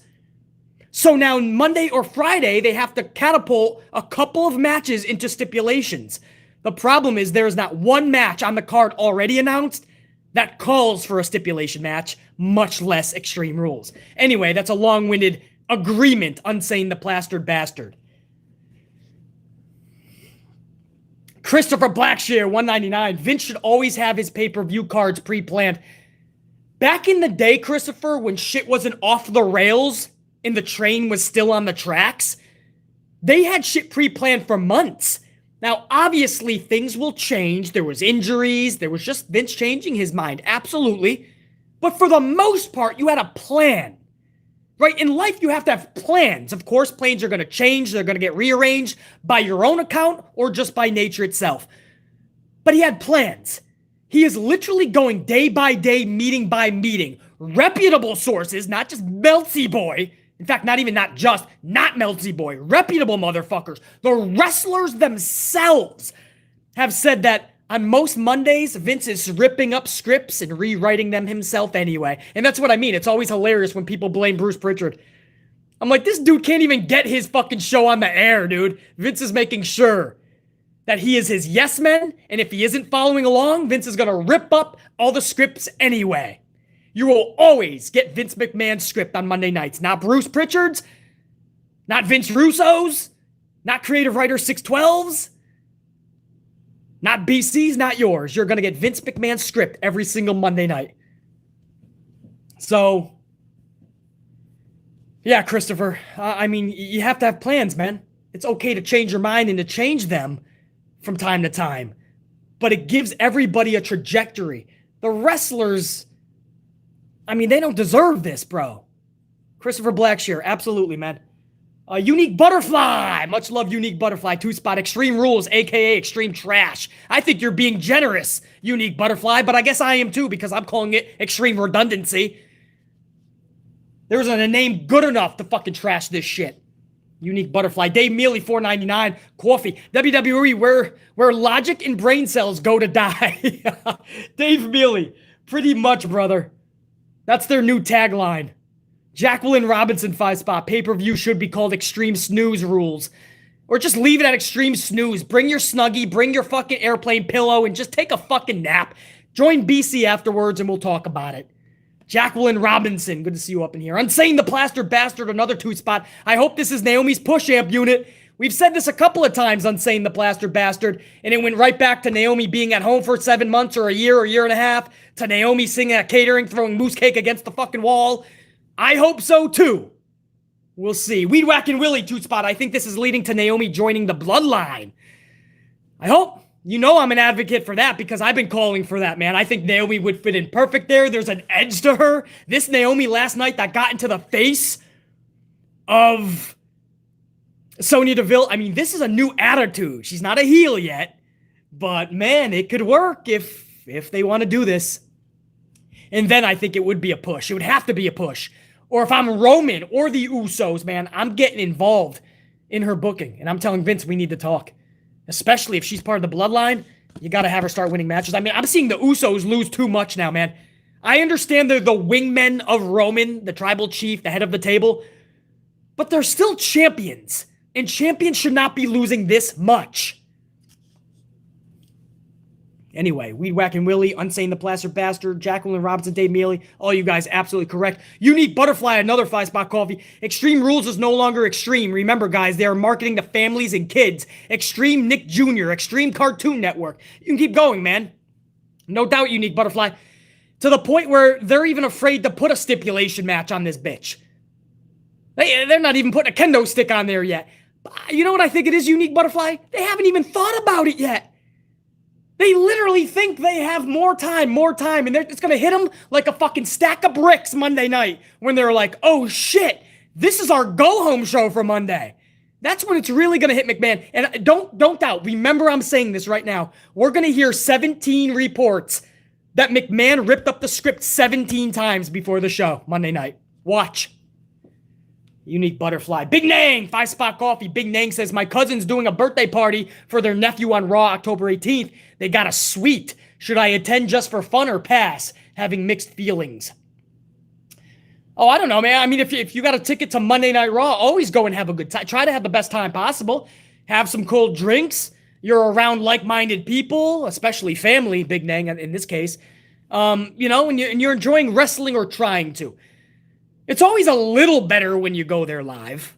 But it all depends on how much does it cost. Is this a free ticket or is it going to cost you a lot of money? Do you think it's worth it if it costs you money? Are you willing to give Vince McMahon some of your money? I mean, these are the questions you have to ask, Big Nang. But if it's my cousin's doing it for their nephew, so it still sounds like family. If this is a family party and it's pro wrestling, you like pro wrestling, Big Nang, I would go, dude. I don't see a reason why not. Scott McMahon, thank you, Big Nang. Good luck with your decision. Scott McMinn, 20-spot coffees, man. That's 4 Starbucks, 6 or 7 Dunkins. Scott McMinn with that 20 banger. Just showing the love to the unit. Back to work now. Next week, going to be badass. Scott McMinn, man, that's what we're really excited for. There's a pay-per-view next Sunday. And all we're talking about is AEW Grand Slam, which is just on TV. Do you guys realize that, Scott McMinn, you bring up a good point. Vince has taken a second L in a row here. His second biggest pay-per-view of the year is SummerSlam, and he got overshadowed by the talk of CM Punk and Bryan Danielson and the Dynamite debuts and the Rampage debuts or the All Out debuts. I mean, that all overshadowed. Tony Khan overshadowed Vince McMahon on the weekend of his second biggest event of the year. Vince McMahon took a huge L. Here we are going into a big pay-per-view for Vince, or usually Extreme Rules. And all the wrestling world can really get excited about and really talk about is Grand Slam next week for AEW. This is the second event in a row that Vince is taking a fucking giant L. So good point, Scott McMahon. Smash it out at work today, brother. You know the deal. And thank you for showing the love, dude. I just checked now. We are over 300 on the ups. Headed toward 400. So that's all because people like Scott McMahon in my amp unit, even when they're at work, are stopping by to show the love, man. You guys are the absolute greatest. Even when you're at work, you take a moment to tell your boss to fuck off for a second. I gotta show BC some love. That's great, man. Scott McMahon, thank you. Whoo, guys, that was just the first round, and I think that was like 100 different supers. You guys are the best. There's a lot more that came in, but I'm going to wait until the end of the review because I want to go over Rampage real quick with you guys. So, if you guys left a super in the second round, I will stick around after this review, and we'll shoot the shit some more. Don't worry. So, let me go back to the live chat and to do this review. Now this, let me take a swig, and then we'll go into AEW Rampage 9/17/21.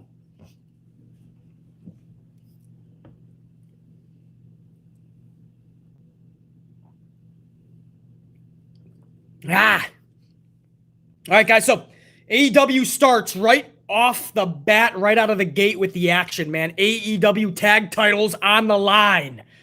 Lucha Bros versus Butcher and Blade. This was a fun match, sloppy at times, but they only had 10 minutes to do a lot of shit. This match started, start bell time was 8:03 p.m. Eastern time, and it ended just before 8:13. So literally just under the 10-minute mark. And if you follow the Lucha Bros, you know damn straight that, they need some time because they have a lot of shit to unpack for our entertainment. So when you try to do a lot in that 10-minute time, man, it's going to come out a bit sloppy. If this was at a pay-per-view, it would have been much better, 10 times better. You could let shit breathe. Setups would be polished. Selling would be on point. I mean, these are just a little of the things, but for 10 minutes, they loaded this fucking match, bro. So this was pretty cool. Penta sacrifices his own mask. I believe it was Penta who sacrificed his own fucking mask, got ripped right off of him, and this allowed Phoenix to score the pin. So, Lucha Bros win this match. Guys, if there's any AEW faithful, I believe this was Butcher and Blade's first loss, am I right? Or did they lose before? Because I didn't have this in my notes, but I could have sworn this is their first loss for Butcher and Blade. If so, that's monumental. Does anybody watch AEW faithfully? Every week, every show, man. Anybody know about Butcher and Blade? I think this was their first loss. I'm on a delay, so excuse me if 100 of you guys are answering. A lot of you guys are confirming that. First loss. Yeah, I just thought of that, man. Wow, I'm sure they maybe even said that in the broadcast. I had to have it on mute I had to take some business calls while I'm watching this and doing my notes. It was crazy, man. Yeah, you guys are confirming that, man. So that's pretty big, actually. I mean, I know they've only wrestled maybe 10 tag matches, approximately. But that's still pretty big, man, to have your first loss, and they did it right on Rampage. So, yeah, thank you guys for confirming. I just wanted to do a little side note there, man. That's the first loss for Butcher and Blade. So that was worth mentioning. But you had to do it. I mean, the Lucha Bros are not losing this match. Sorry, not sorry. I don't give a fuck if you've won 30 matches and this is your first loss. You're going up against the Lucha Bros. You're fucking losing. So, pretty cool ending again. Like I said, I think it was Penta that lost the mask and then Phoenix got the W off of that. So, now here's the bad part. The wrestling, all that, Lucha Bros, Butcher Blade, no problem at all. Fun. Good little 10-minute match to start us off. The fucking referee in this match. The referee literally took me away from this match. What the fuck was he doing? Did anybody watch that tag match last night? In 30 years of watching professional wrestling, 30 years of watching this shit, I have never seen worse officiating. Just bad, ugly, and fucking tragic rolled into one fucking ball. Somebody give me the name of that referee, please. Does anybody know?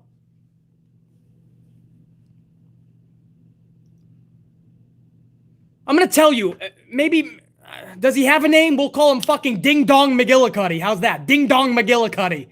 So Ding Dong is doing this in the match. Watch the last 3 minutes, guys. You don't even got to watch the whole thing. Watch the last 3 minutes of Butcher and Blade versus Lucha Bros for me, please. Watch him, and then you tell BC that I'm wrong. Fuck that. This dude literally wasn't even trying. Forgot he was on TV nationally. So, no. Aubrey's good. Aubrey's good, man. She was in the Anna J. Bunny match. We'll go over that in a second. So, Ding Dong McGillicuddy, he's doing this. Because AEW is really lax on their tag team rules. I mean, you could have everybody in there. It's basically like a tornado tag, and they don't give a fuck. So Ding Dong McGillicuddy he does this. One! He looks around, and then he just stops, and he just stands there for a second, and then he talks to himself, basically, like, come on, get out, man. But he's, like, talking to his shadow. And then he goes back, and he goes, one! Get out over here. And then he goes back, and he goes, one! I couldn't believe what the fuck I was watching. Now, you're thinking this. You're thinking, if you didn't see it, trust me, listen to my words. Listen to me for a second, please. You're thinking, BC, you're nitpicking, right? BC, it probably wasn't that bad. You're just, you watch wrestling differently than most of us. You watch it and you know what to critique and you're watching everything at once, right? No, I am not over-exaggerating. I am not even nitpicking. A casual fan, if you watch the last 3 minutes of that match alone, 3 or 4 minutes, and you watch the referee, you will ask yourself, what the fuck was he doing? It didn't make sense. He took away from the match and he made pro wrestling look like a fucking farce. He's got to go. I don't want to see anyone lose their job, but he needs to be talked to then. Or how about this? Keep his job, nobody gets fired, but train him. But he needs to be trained. That is not nitpicking.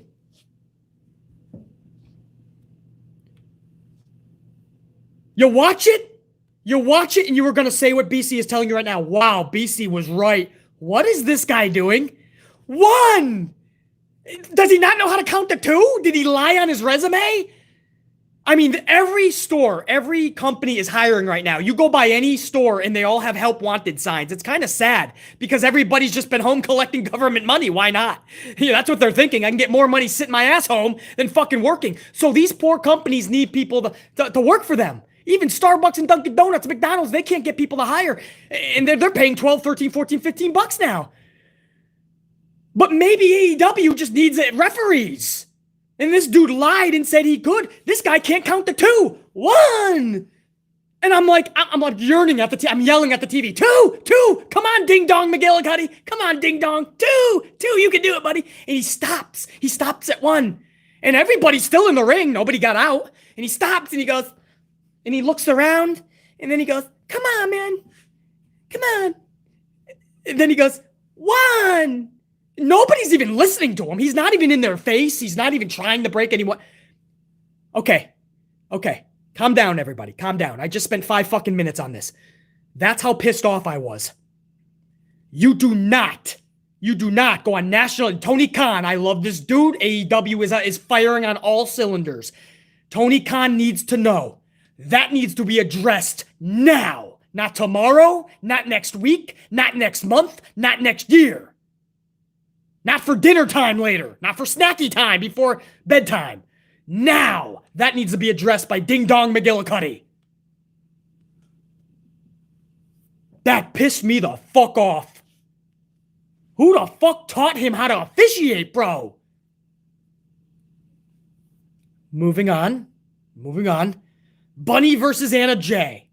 This was an okay match. We finally got a good official. I think this was Aubrey Edwards in there. At least she's fucking good at her job. Literally nothing special here. I mean, I'm going to say this again. It was Bunny versus Anna Jay. We like them, but we're not going to sit here and go like, whoa, what a match. You got to go back and watch this. This would be equivalent to like Zelena, Vega, and Carmelo, right? I mean, well, most of us we like them. It doesn't mean we need to see them per se. Anna Jay and Bunny, it was what it was, man. Tyconti and Penelope Ford got into it on the outside, and this allowed Anna Jay to hit Bunny with the awe-inspiring, ultra-devastating fruit roll-up. So, I don't know, man. Maybe Anna Jay has been watching some WWE Raw, and she's hitting she knows now, man, if I can just get a fruit roll-up on my opponent, nobody can kick out of it. I just hope that AEW doesn't start doing a lot of roll-ups. They don't do nearly as many as Vince McMahon, so I'm going to let this slide. But man, when I saw that roll-up, I had to question which company I was watching for a second. What was it? Post-match, Penelope hits Conte, and Jay, actually, Anna Jay, with the brass knuckles, I believe. So Penelope Ford is now going to be taking on Anna Jay next week, I think it is, right? Or was it Tyconti? Tyconti. Penelope Ford versus Tyconti next week or Anna Jay, guys? Maybe it's Tyconti. I know one of you guys know, man. That's why I have hundreds in this fucking unit every fucking chat, man, so you guys can tell me when I am... Oh, is it Anna Jay versus... Yeah, it's Anna Jay versus Penelope. Okay. Well, there you go, guys. That's the setup for next week. So I don't know, man. I mean, this was what it was. It was nothing that was exciting and nothing that gets me interested for next week. I mean, there's a lot to be interested for next week. It ain't going to be any of this, though. That's how BC is, man. If you guys are, that's cool, man. And again, I like Anna Jay. I like Bunny. I like Penelope Ford. I understand what they're trying to do. I just don't think it was a home run last night. Maybe a double, maybe, which we'll take. Matt Hardy is middle of the ring with Tony Schiavone. Hardy tells Tony that a fan front row is pissing him off. The fan is dressed as Orange Cassidy, so Matt Hardy tosses the fan over the barricade. They get him in the ring. I think a twist of fate maybe was hit, and then they started shaving this fan's hair. And again, it was all because he was dressed as Orange Cassidy, supposedly. So Cassidy does end up hitting the ring for the save, and Hardy and Jack Evans eventually retreat from the ring. So that's how they're pumping up Evans, Cassidy, Matt Hardy, and that whole thing. They used that pocket a lot last night. It wasn't just the fan that got thrown over. Was it the tag match or the main event with Miro and Fuego? One of those matches, they actually... somebody got thrown into the fans. Maybe it was Fuego. Could have been one of the Lucha Bros, but I think it was Fuego in the main event. So that same pocket that the fan got... so they were all plants, basically. They were all plants. Don't worry, no fan was harmed in the filming of that video. But I thought that was all right, man. At least Orange Cassidy is back in his own singles thing. I mean, there was a while where they had nothing for Orange Cassidy. Orange Cassidy was just the cheerleader for the females. And I mean, you would spot him like toward the end of a female match and he'd be like in the corner and I wouldn't notice him the whole match. I'd be like, oh shit, that's Orange. And it's weird because just a few months ago, I mean, this dude was near the main event. I mean, he was having mimosa matches with Jericho. And then he kind of got lost in the shuffle because you started getting all these signees. Andrade came over, Malachi came over, Christian came over, Red Rover sent CM Punk over, Bryan Danielson came over, we're hearing Murphy's coming over, Bray Wyatt's coming over, and Orange Cassidy and a lot of the homegrown talent sometimes will get pumped to the side. Brian Cage is already on social media with his wife, not happy with Tony Khan. They're saying they're already being misused. Orange Cassidy was kind of an afterthought. So it's, whether you like this segment a lot or not, at least Orange Cassidy is back in there and getting his hands dirty again, man. So, or maybe not. They're always in his pocket, so I guess his hands are clean. But you know what I'm saying. We move on to the AEW Women's Championship matchup that's going to be for next week's Grand Slam on Wednesday. Now, there's two big cards, guys. Don't forget. There's Wednesday's Dynamite, and then Rampage is night number 2 of Grand Slam. Now, night number 2 for Rampage is going to be 2 hours. So next Friday night, it's going to go from 10 to 12 p.m. Eastern time. 2 hours on Rampage. However, the bigger night is still Dynamite. That is the night you're going to see Kenny Omega versus Bryan Danielson in the Dream match. That is the night that you're going to see this women's title match. Ruby Soho versus Britt Baker, again for the title, and so many other matches. And after last night, I say this all the time. I've said it 100 times in this review. What is making us interested in these segments to see the match that you're trying to promote, right? All of these segments are supposed to be done for a reason, to get us interested for a big match coming up at a big pay-per-view or in AEW's case, Grand Slam. But none of these segments on both shows are really captivating us, right? That all changed when we got to this women's segment because Ruby Soho and Britt Baker just lit it up. I called it in my headline a verbal avalanche because it was so refreshing to see two females just talk like they would let two dudes. It was like you were watching Roman and Cena in there, and they just let them go with all these low blow shots verbally because that's what they did. And this was the first time, anybody see it last night, I'm correct. This was the first time that Britt Baker got outworked on the mic. Now, I'm not blaming her because this was by design. If you go back and watch, they wanted Ruby to be the one with the most zingers. This was supposed to be Ruby's calling card on the mic. So this was not Baker's fault. Baker was told this is going to be Ruby's, basically. But Baker still had some good low blows. But this was the first time that I can remember for a Baker feud that Baker was outworked on the mic, that Baker actually got owned on the mic. And I'm a huge Britt Baker fan. So to see Ruby doing this already, bro, goosebumps. This was great. And just like Naomi, I want you guys to hear this for yourself. I hope you can hear it. Again, I'm on a back box here, but hopefully you can hear some of this, and we'll talk about it after. If you are one of the fans that are joining this stream afterwards, if you did not catch this live, and you're part of the thousands coming in later, I might have to trim this out so you're not going to hear this part for copyright issues and reasons. The tube does allow me to trim it out, though. So that's all I can ask for, is at least they allow me to trim it before it's an issue. So if you're one of the thousands coming in, you're not going to be able to hear this segment. If you're one of the hundreds still with me right now, I want to play this for you, and hopefully you guys can hear this. This is Ruby Soho, Britt Baker, verbally going after one another in what I call a verbal avalanche. Check this out. Hopefully I can cue this up, guys. Hold on, please.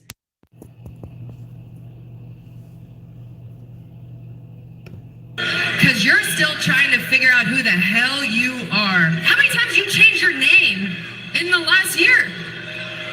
You get an extra tattoo, change your hair to every color of the rainbow because you're desperately trying to fit in anywhere.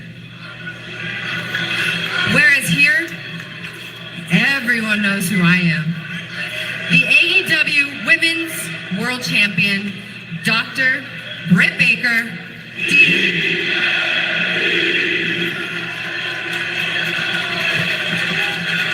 Listen to Ruby coming in. Of course, they know who you are, Britt. You remind them every week. You're constantly having to shove it down their throats. Yes, they know who you are. The DMD, yeah, they know. But I know you're not accustomed to being told that you're wrong, but you are. I know exactly who the hell I am. Up until now, I just haven't had the freedom to prove it. She said she was cuffed in WWE, basically. Well, but let's flip the script here. Let's talk about you. Because on the surface, you look like... Listen. Listen to that pop, first of all. Listen to what Ruby's about to say. Let's talk about the DMD, huh? On Listen. the surface, you look like every other broad that I've stepped across the ring from. Entitled, self-centered, and banging some dude in the back. Hold on. Wait. The tube almost kicked me off right now, bro. I want to make sure you guys heard that. I just got kicked off for a second. Listen again. And banging some dude entitled that I've stepped across the ring from. Entitled, self-centered, and banging some dude in the back. Wow. Hold on. Did you hit what? Entitled, self-centered, banging some dude in the back. Adam Cole, baby. Britt's face was like, bitch. Listen to this. Shots fired by Soho. Check, please. What the hell? York loves that. And they love Ruby Soho. Is it a crime to be in love? And it turns out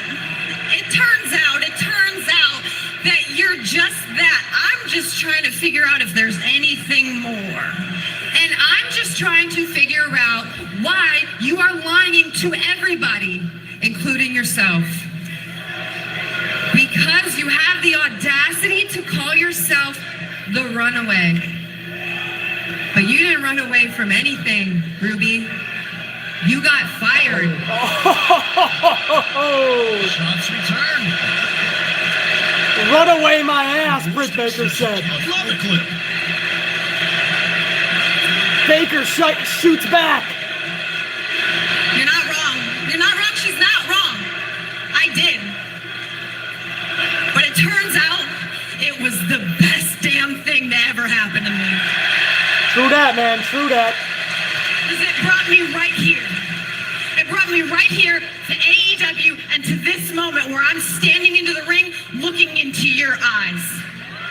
And I want you to really look at me, Brett. Look at me. She's snapping right in Britt's face, bro. I want you to see the woman that you're messing with. But honestly, I'm surprised you can see much of anything with your head so far up Tony Khan's ass. This is unbelievable. Stop, bro. What? Shots The fired. matter is, you can call yourself all your nicknames, you can remind these people who you are. But after Dynamite next week, when I beat your ass in New York City and take your title, She's in her face, you bro. won't be able to call yourself is AEW Women's World Champion. Britt just took the strap. She's holding it in Ruby's face.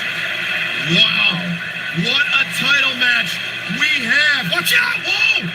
Britt. And then they get physical. Ruby drops her. Britt went to hit her with the championship.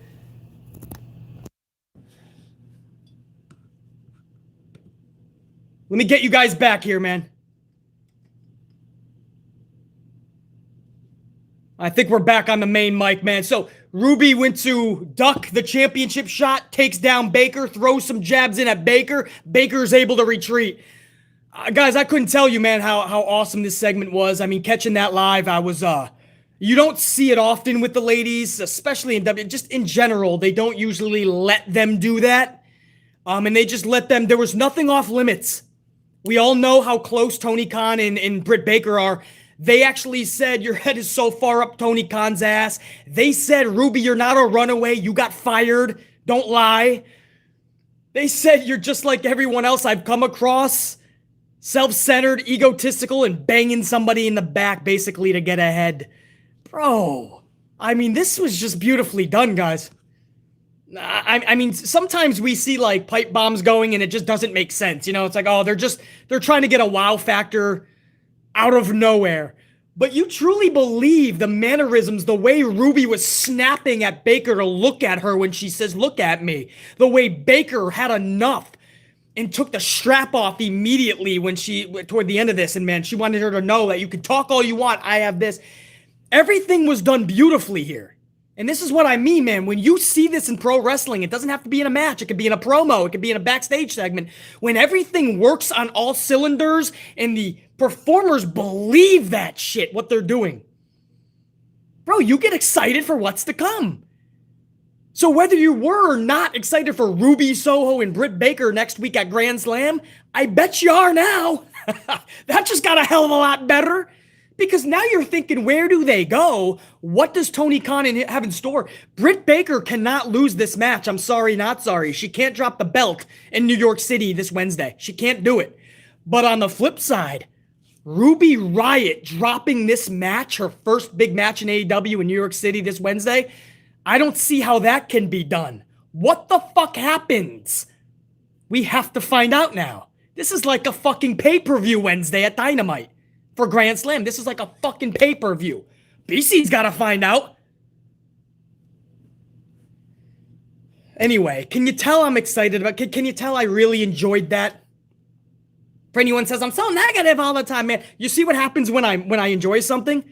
I'm a different level of passionate, right? And it's a good passionate. And we're talking about how fun something was. I just wish I could talk more shit about that in other companies.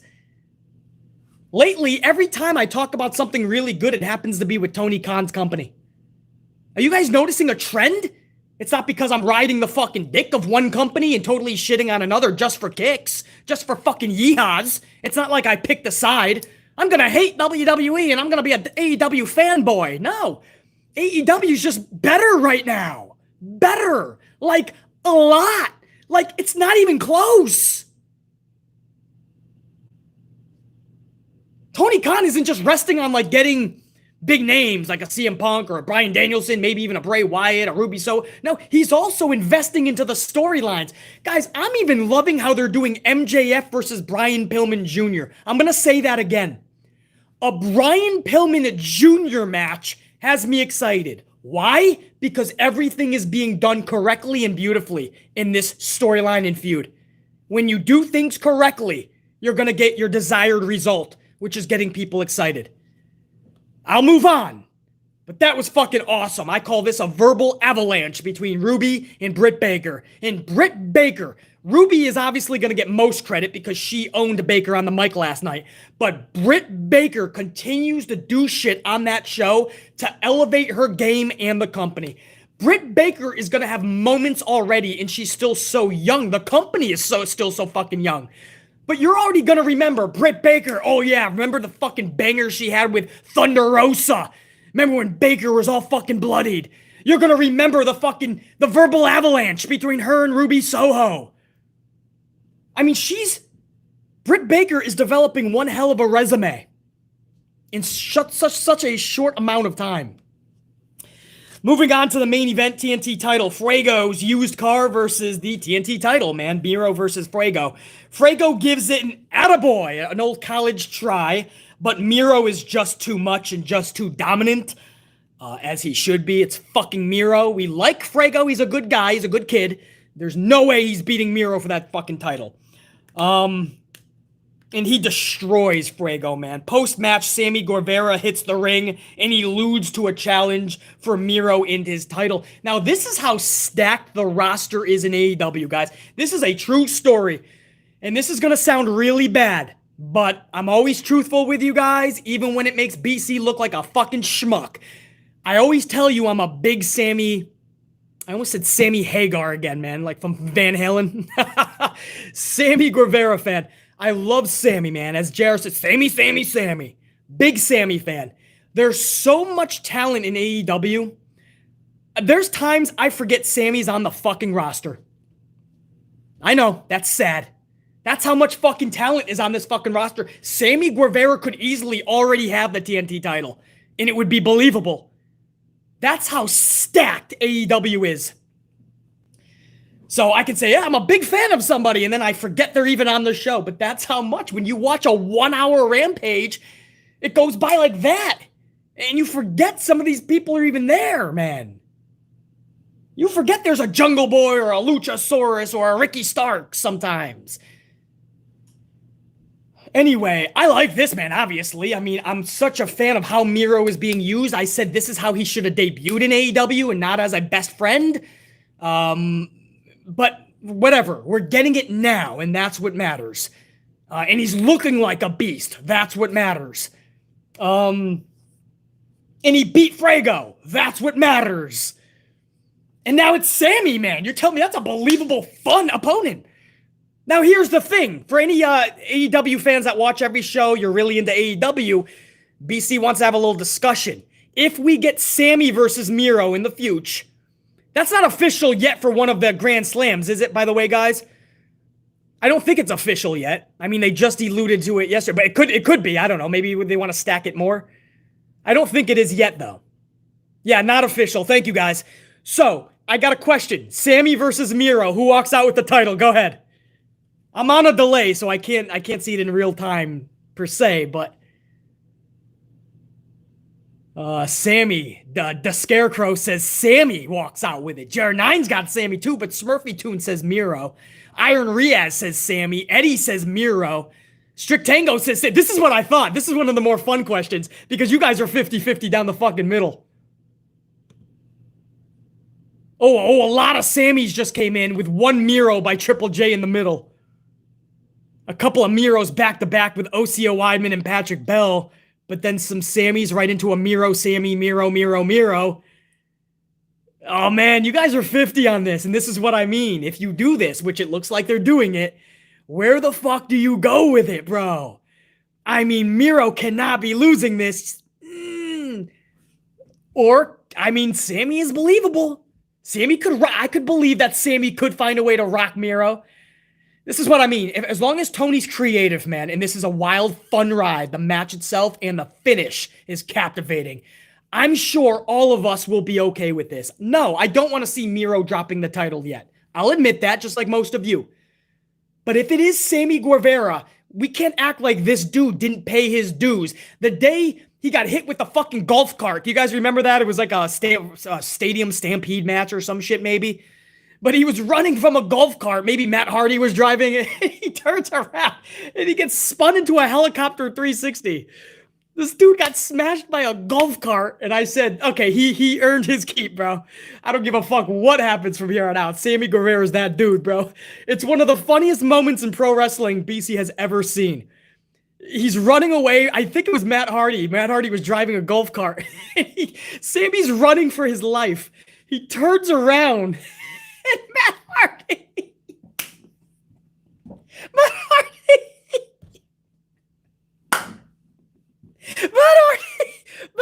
just hit him. and Sammy Guevara just spun, bro.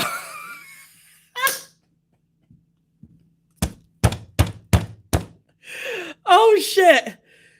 Oh, I'm crying. Oh, shit. All right. But anyway, if you've never seen that, I don't know what it was from. JR, somebody's got to have the match. Maybe it was like a stadium stampede because he was running from a fucking golf cart. But I've watched it 106 times, like that one little meme. Oh, bro. Was it a street fight? Oh, so it wasn't stadium stampede. Can somebody tell me what that was? Because somebody's going to want to go back and watch it now. Double or Nothing 2020. Oh, it was stadium stampede. The first Stadium Stampede, yeah. So go check that out, man. You'll know what I'm talking about. And watch the part where Matt Hardy flips Sammy Guevara inside out from a fucking golf cart run over. He runs him over with a golf cart, basically. Yeah, it's called Stadium Stampede, the very first one. Oh, bro. I was almost in tears just now. I laugh like that every single time I watch it. It's not even... Anyway. That's going to be fun. I mean, there's just so much to look forward to in AEW, man. I don't even give a fuck if somebody, he's a dick rider, man. He's all about AEW and shitting on... Bro, I don't even give a fuck. I'm telling you honestly, as I always have been for 5 years since I had this channel, AEW is just fucking really good right now. There's a lot of matches I'm looking forward to. Ruby Soho. Next Wednesday is going to be fucking amazing. Ruby... Listen to this. Fuck! I can't even... This card is amazing! Pillman Jr. and MJF is like the undercard of it. And I already told you, I'm looking forward to that fucking match as if it's a main event for me because I just think everything's been used beautifully. And I'm talking about Tony Khan, too, placing the puzzle pieces where they should be. MJF just lost to Chris Jericho at All Out. He needs a bounce-back win. Well, Pillman Jr. could use some TV time in a big feud. This works for both of them. MJF can beat Pillman Jr. this Wednesday, and both are going to be victorious. Pillman Jr. is going to have a victory in defeat because this is one of his biggest matches in his career. So I'm loving that. And on the same night, you're going to get Malachi Black versus Cody, which is one of the best feuds for the last couple of months. And on the same card, on the same night this Wednesday, you're going to get Ruby Soho versus Britt Baker for the championship. Well, after this promo last night, how are you not excited? Are you not entertained? And on the same fucking night, you're going to get a dream match. Kenny Omega versus Bryan Danielson. How the fuck do you not have goosebumps when you listen to that fucking card? And now in the future, you're going to get Sammy Guevara versus Miro? I can't, bro. I can't. I'm so happy that this company is not just giving us fans what we have been craving for years, but they're doing shit correctly, bro. I fucking love that. What a Grand Slam this should be next week. I'm really hoping that everybody is on their fucking A game and this gets rocked out correctly because the anticipation for me, I'm not even going to try to speak for any of you guys. And I know most of you are going to feel the same way, but I only want to speak for me on this. This is one of the most, on paper, one of the most exciting cards that I've been pumped for in a very long fucking time. It's not even a pay-per-view. And again, I don't want to compare, but I have to. You look at the other company, they have an actual pay-per-view next Sunday. And they don't even have the card filled out. In fact, it's called Extreme Rules, and there's not one match that's extreme yet. There's not even one match with a stipulation, but we're going to call it Extreme Rules. I can't wait till next week's Raw and SmackDown when they have to catapult a match or two into a stipulation. It's going to look stupid. There's not going to be any reason for it, but they're going to thrust one or two matches into stipulations next week because they're going to panic and they're going to have to say, shit, it's the go-home show. We have to do this now. It's going to happen, guys. Trust me. That is your AEW Rampage review for 9/17/21. We already did SmackDown, so that is your double review. It's been a hell of a 2 hours plus, man. This has been, seriously, it doesn't even seem like it's been over 2 hours. That's how much fun we've had. So I thank you guys, man. To the hundreds that have been here the entire fucking time, to the thousands coming in later, much love. To the nearly 400 of you guys that took a moment to smash that up. Even if you're watching BC on your big giant TVs, do me a favor, go on your phone real quick and make sure you smash that up. Because I know a lot of you guys on the TVs, you don't have that up button. So go on your phone for a second, please. And what I want to do, that's going to be the review. So for you guys who came here just for the reviews, I'm going to say check you later. Red team, go! Thank you for tuning in, and I'll see you guys next week for a whole nother week of content. If there's anyone that wants to stick around, I'm going to shoot the shit with you guys a little bit with some super chats. So if you came here just for the review, check you later. Thank you so much, and we'll see you guys next time. Check you. Salute.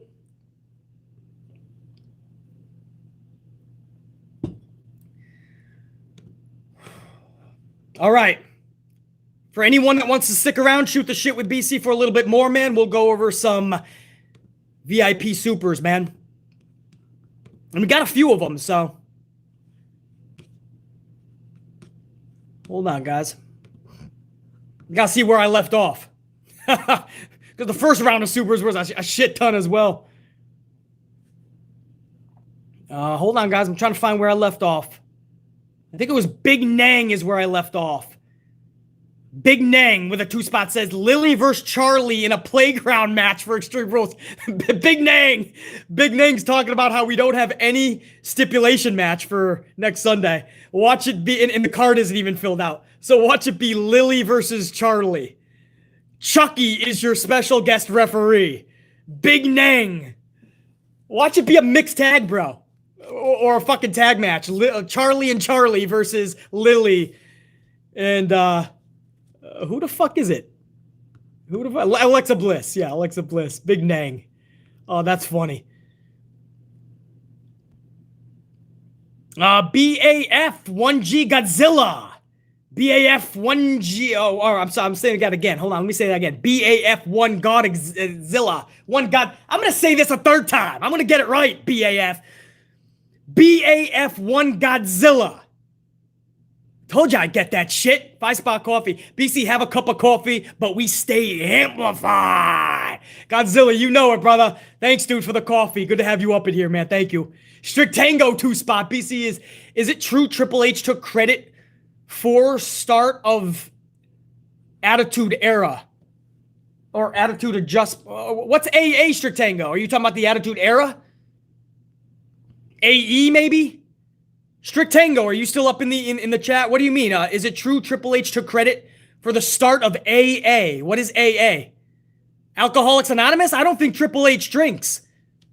So I don't think he took credit for Alcoholic Anonymous. Strict Tango, I'm just having some fun, bro. If you're talking about the Attitude Era, I don't think Triple H would take credit for that. I think he would let everybody have a piece of that pie. I think. Strict Tango. I'm on a delay, bro, but hopefully I answered that correctly. If you're talking about the Attitude Era. The only other AA besides Alcoholic Anonymous I can think of is the Attitude Adjustment, and I don't think Triple H would take credit for that either. So. But either way, Strict Tango, much love, dude. Thank you. PB Silapride, $9.99, couple of coffees, PB Silapride. Sasha may not need the shot. If she had the C19 in her immune system built antibodies, she's now immune and doesn't need it. The frauds in DC and the media completely disregard natural immunity. PB Silapride, but you're talking common sense, bro. You know how the cities are doing it in the States. They're mandating it. So if you want to do certain things, like here in the city, you can't even eat inside, bro. You can't even eat inside. I mean, they didn't make it for where the restaurants have a decision. The dumbass mayor and everybody said, this is what we're going to do. I'm putting a mandate in. So you can't even grab a bite to eat if you had it. And you're right, PB Silla. You actually build better antibodies. But they don't give a fuck, bro. They don't give a shit. They're mandating everything, bro. And they're forcing people to either get it or you're not free anymore. I mean, it's bonkers, bro. LA, I think, just did it. LA just did it too, bro. So they're basically making it. And it's funny because the super spreaders have become the vax people. So it blew up in their face. They got it, and then they're fucking super spreaders of it. And now these poor kids have to get they're talking about boosters and shit. So they thought it was 1 or 2. You got to get a couple more. And you're still getting it. I feel so bad for it, bro. And then they try to hide it by going, yeah, but at least we don't die from it. Well, motherfucker, did you see the statistics? Most aren't dying from it. I just can't get it, man. Common sense is out the window with this thing. The government is just saying, get these, and everyone's like, okay. How many more do I need? 17? Sign me up, coach. I'm trying to save my Aunt Betsy, who's compromised. And yet nobody's talking about what's common sense. Shit, our numbers were better when people weren't getting vaxxed. Fucking A! It's through the roof now. They stopped counting breakthrough cases. You know why? Because the breakthrough cases are vaxxers who are super spreading. But that's common sense, PB Silla Pride. Don't talk that shit. How dare you talk about the truth? Conspiracy! You fucking conspiracist! PB Silla Pride, much love, dude. Thanks for knowing, man. If you know, you know. Jer9 Gaming, 2-spot. Bloodline versus New Day, 6-man, been announced for Raw. Yeah, Jer9. I think we talked a little bit about that, and I think you're confirming it now. There's no fucking brand split, bro. You're just flip-flopping it now. That's all Vince is doing, especially before the draft. They're just gonna flip-flop everybody, bro. And even after the draft, there's still not going to be a brand split, man. Anytime Vince wants to send Red Rover, somebody over, somebody's going over. You know that's gonna happen. You know what's gonna happen.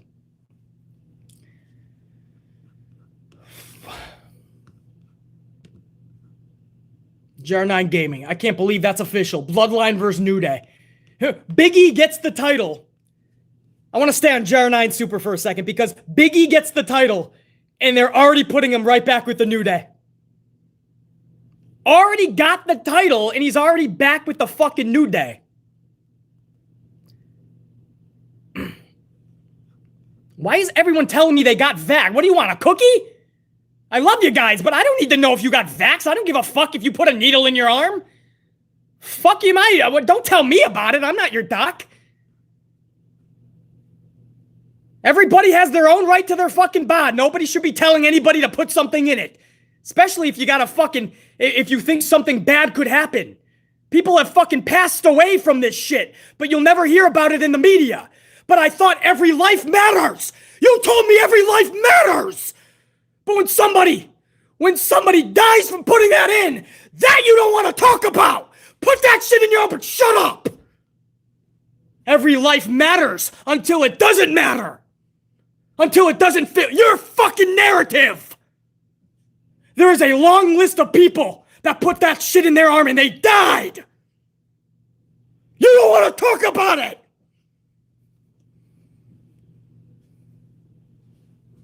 What's the matter? You don't want to talk about it. Every life matters until it doesn't fit your fucking agenda.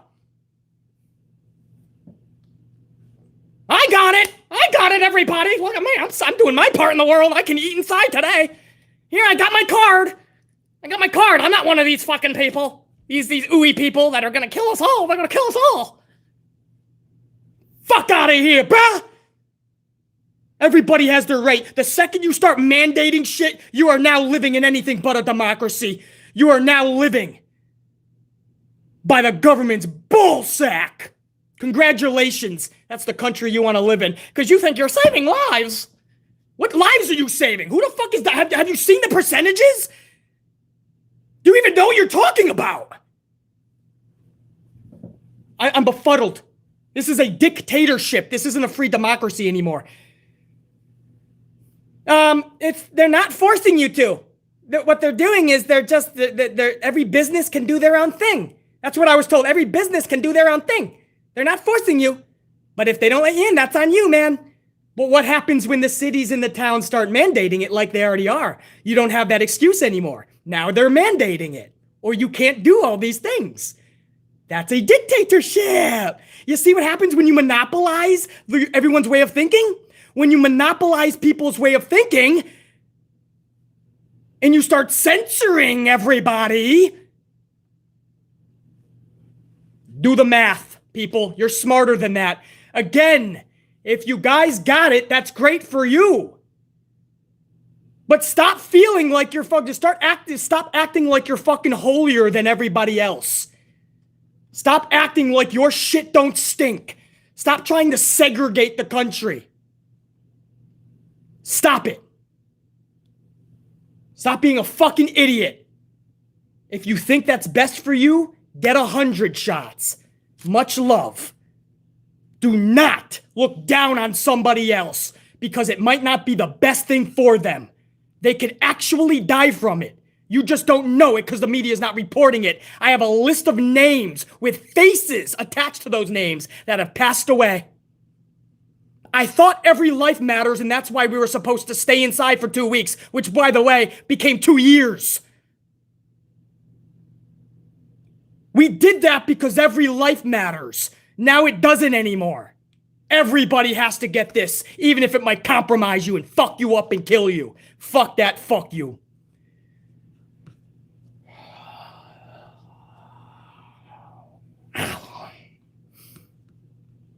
That's been a long time coming, folks. Somebody's got to step the fuck up because people are getting dumb. Judas Messiah's 2-spot. I'll love celebrate with Miro as I'll love celebrate with Miro's with as well. I don't know what the fuck.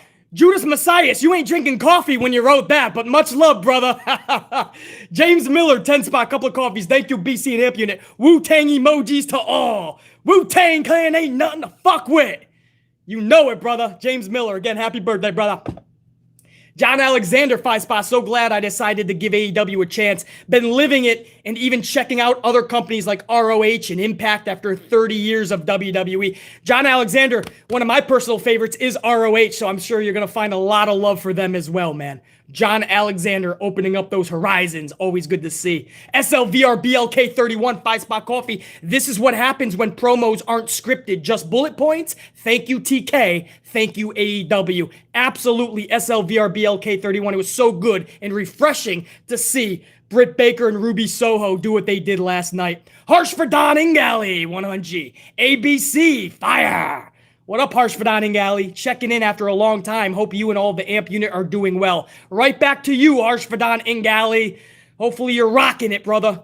JB, 4.99 coffee. AEW still haven't even scratched the surface with Thunder Rosa, who I feel is their future face. Absolutely, bro. Thunder Rosa, and she's even getting better with one area that I felt she needed a little improvement, which was her selling. When she doesn't want to sell, she's not gonna. But she's even picked that up, man. She's becoming a gamer, dude. So absolutely, JB. Carlos Ray with a fiver and a fiver, 2 coffees. BC for me right now. Britt is the best female character in wrestling today. I'm not going to shoot that down, Carlos, because it's not really a lie. I think you would be correct. Alexa, character-wise, would have been one of the best, but once Bray left, Alexa fell to the wayside. So character-wise, and what they bring to the table, and she can go in the ring, Britt Baker. So she's up there, if not number 1, Carlos. So I can't say you're lying, bro. And Carlos also says, BC, when Sammy got hit by the golf cart that Hardy was driving, that was epic. Great work ethic. Dude, that was a dude.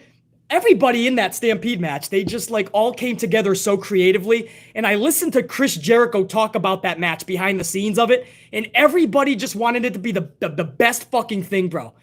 Just the fucking best. And I think it became so entertaining on a night that had every other facet checked off, wrestling match style-wise. So it was perfectly placed. It was the perfect different aspect to what the night brought. I hope that makes sense. I just listened to Jericho talk about it. It just made it even more fun.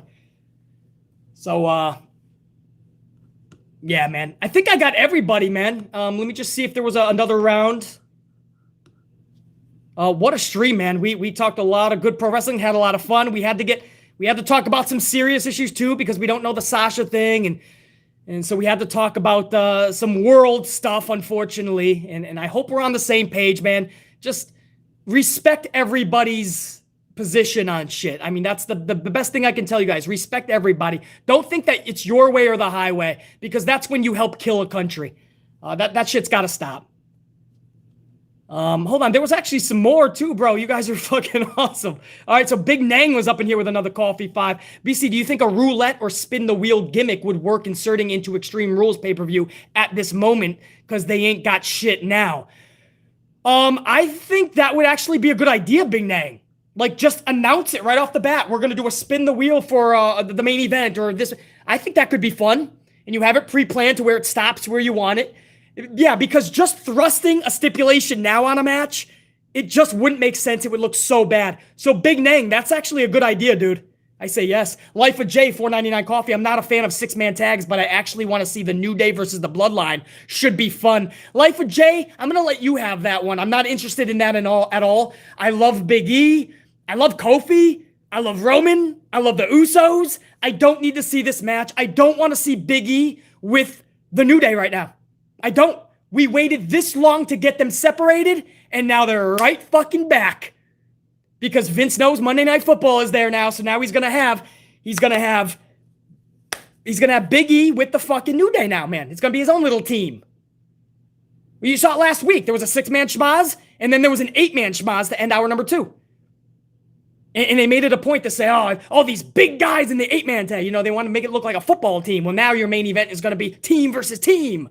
You know, I mean, this is what Vince is going to do. Big E just won the championship, and he's right back with the New Day. And you're telling me that's the best booking for Big E? I would say wrong. But Life of J, if you're excited for the match, that's all that matters, bro. I am not. So I'm going to be on the other side of the brick wall, dude. But I hope you get what you're looking for, Life of J. And hopefully it's good, bro. Oh, man, I'm getting choked up. 4th one. Get another swig. I'm nursing this, man. This could have been done an hour ago, but I'm trying to save as much for the stream. I got to go get a fresh one. 4th one, 3 spots says, word is Sasha is with child, someone said. Is with a child? Like pregnant? Possibly, but no, not possibly. I just saw a video where she was like doing the splits, like in the air. Like some Melina type shit. And she didn't look pregnant to me. Could be 4th one. We don't fucking know, but... It didn't look like she was in those videos.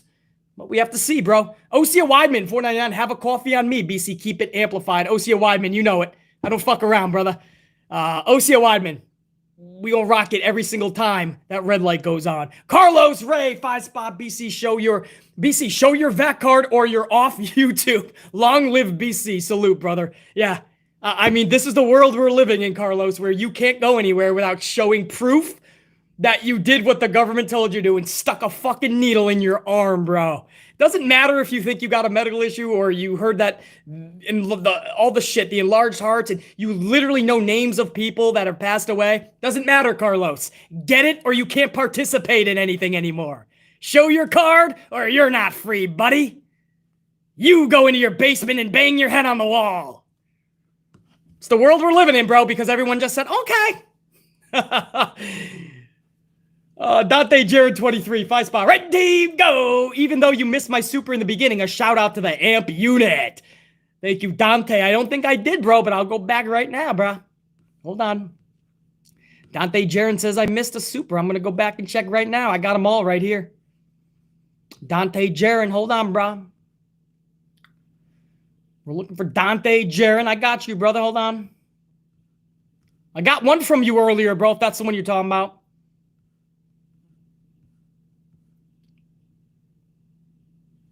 Yeah, I got you, Dante Jared. The last few weeks, the show has caused my love of WWE product as a whole.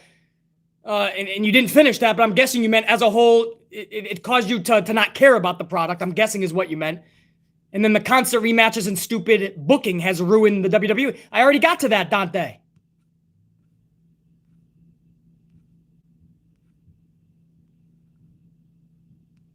Dante!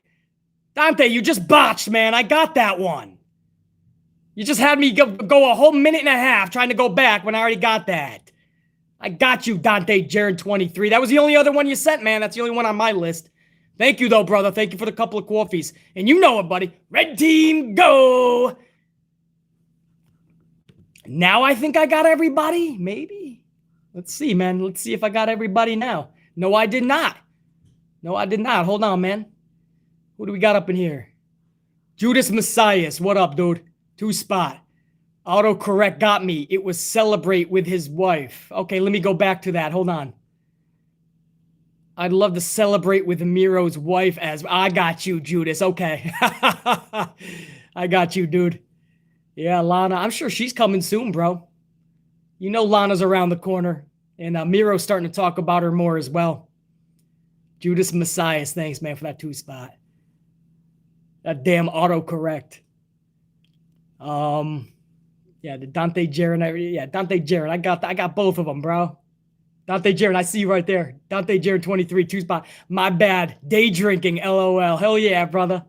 No problem, man. I knew I got you though, Dante. When the tube allows me to get it on the big screen, I got the I can see it pretty well. There is sometimes I do miss some, but Mr. Block Ice 22, 2-spot. Time to get to the work. Be safe to the unit. Red team, go. I thought you were already at work, Mr. Block Ice. Hold on, Mr. Black Ice. Oh, on my way to work was your last one. Now it's time to get to work. This is like the timeline of Mr. Black Ice 22. This is more captivating than Raw, bro. Mr. Black Ice's journey to work. Smash it out, brother. Thanks, dude. Clutch City fan, 2-spot. BC, why the hell is Naomi not being booked? I know, but at least they're using this as a storyline, so this should be pretty good, Clutch City fan, as long as they give Naomi the time of day and they go with this and have creativity used. But I don't have an answer for that. I haven't for years with Naomi. And then there's times to even throw her a championship. And then all of a sudden she's gone for like a year. And I'll never know, man. It's one of those questionable bookings that'll always have us fucking mind boggled. But she's being booked now. This was her reintroduction. They're setting up something with Sonya Deville. We'll see where it goes. Clutch City fan. Thank you, brother. Now did I get everybody? I think. Maybe. Hold on. Oh, over 400 on the ups too, man. We're on our way to 500 live. So you guys rock, man. I forgot to even... It's been 20 minutes before I even saw that, man. So you guys rocked over 400. I wanted to say something before we hit 4. Pretty fucking cool, man. Now we rock toward 500 before the thousands even get here. So they're going to see that we rock this motherfucker. Thank you guys for taking a moment to smash that. I really do appreciate that. I think there was one more here. No, 2 more. Clutch City fan with another 2-spot. Clutch City fan says, add her to the bloodline. I 1,000,000% agree, Clutch City fan. And she's already showing some of that attitude in the Sonya segment from last night, so this would work. So I absolutely agree with that, Clutch City fan. That's something we've been actually talking about for a few weeks, so no doubt, dude.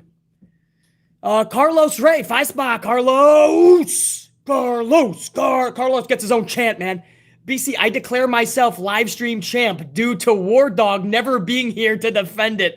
LOL. You know what I think he's doing, Carlos? War Dog's saving up. And he's just gonna fucking blast it when the title's defended one day. And he's just gonna fucking send out 1,000 fucking supers.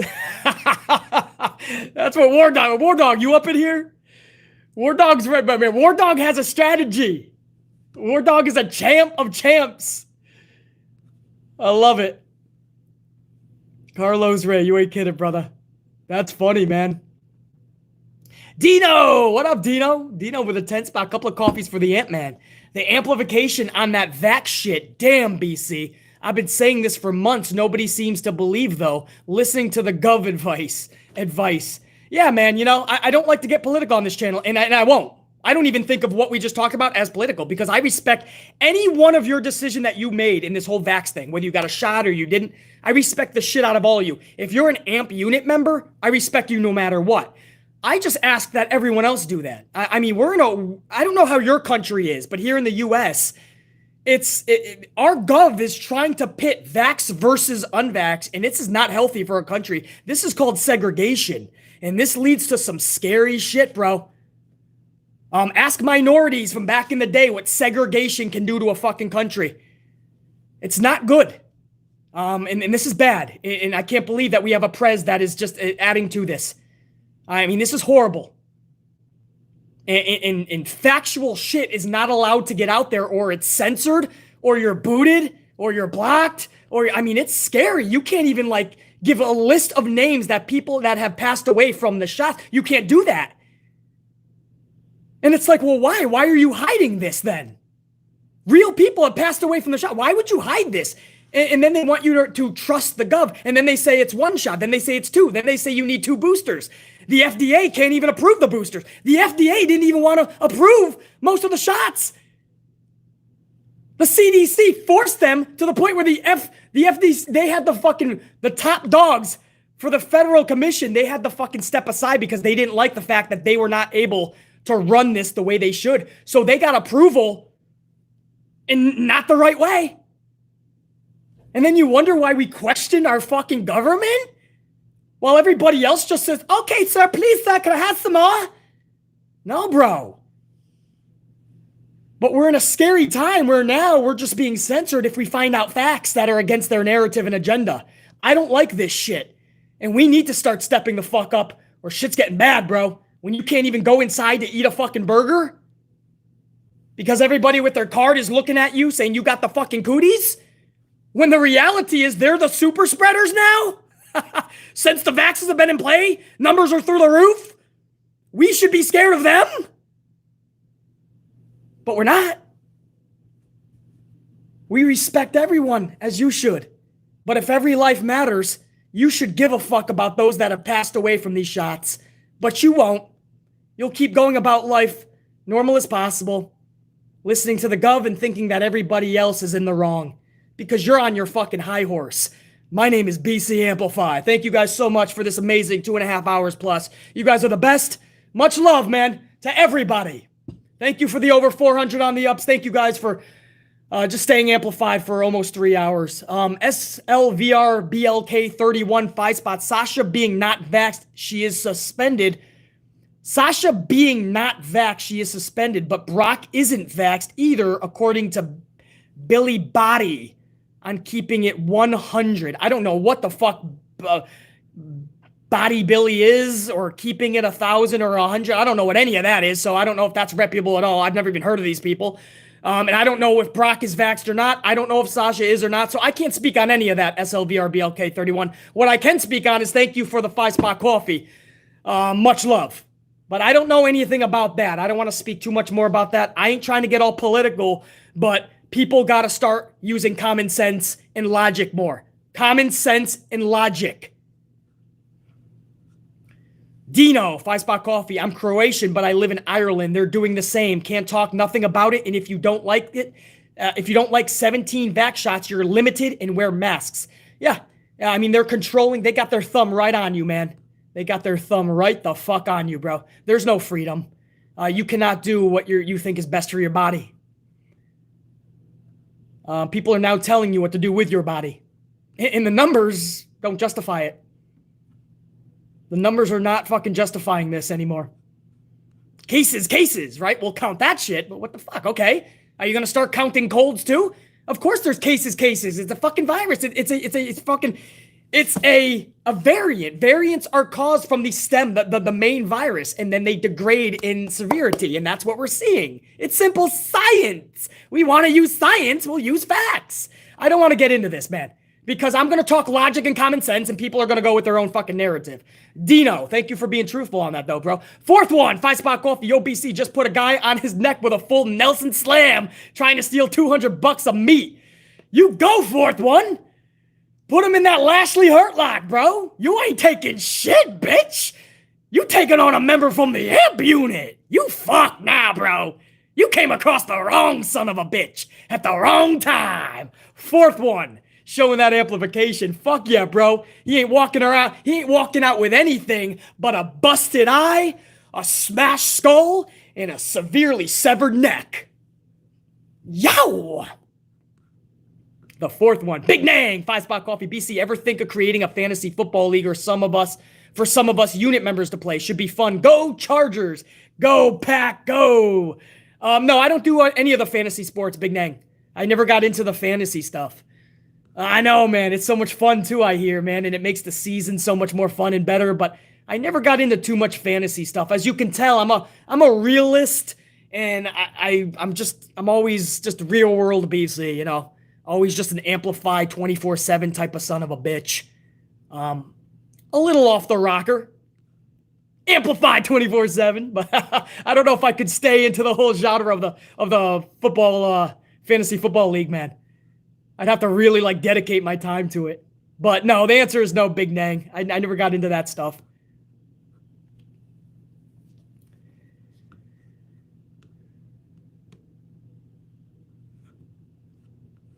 Did I get everybody? Man, there kept on being more every time hold on.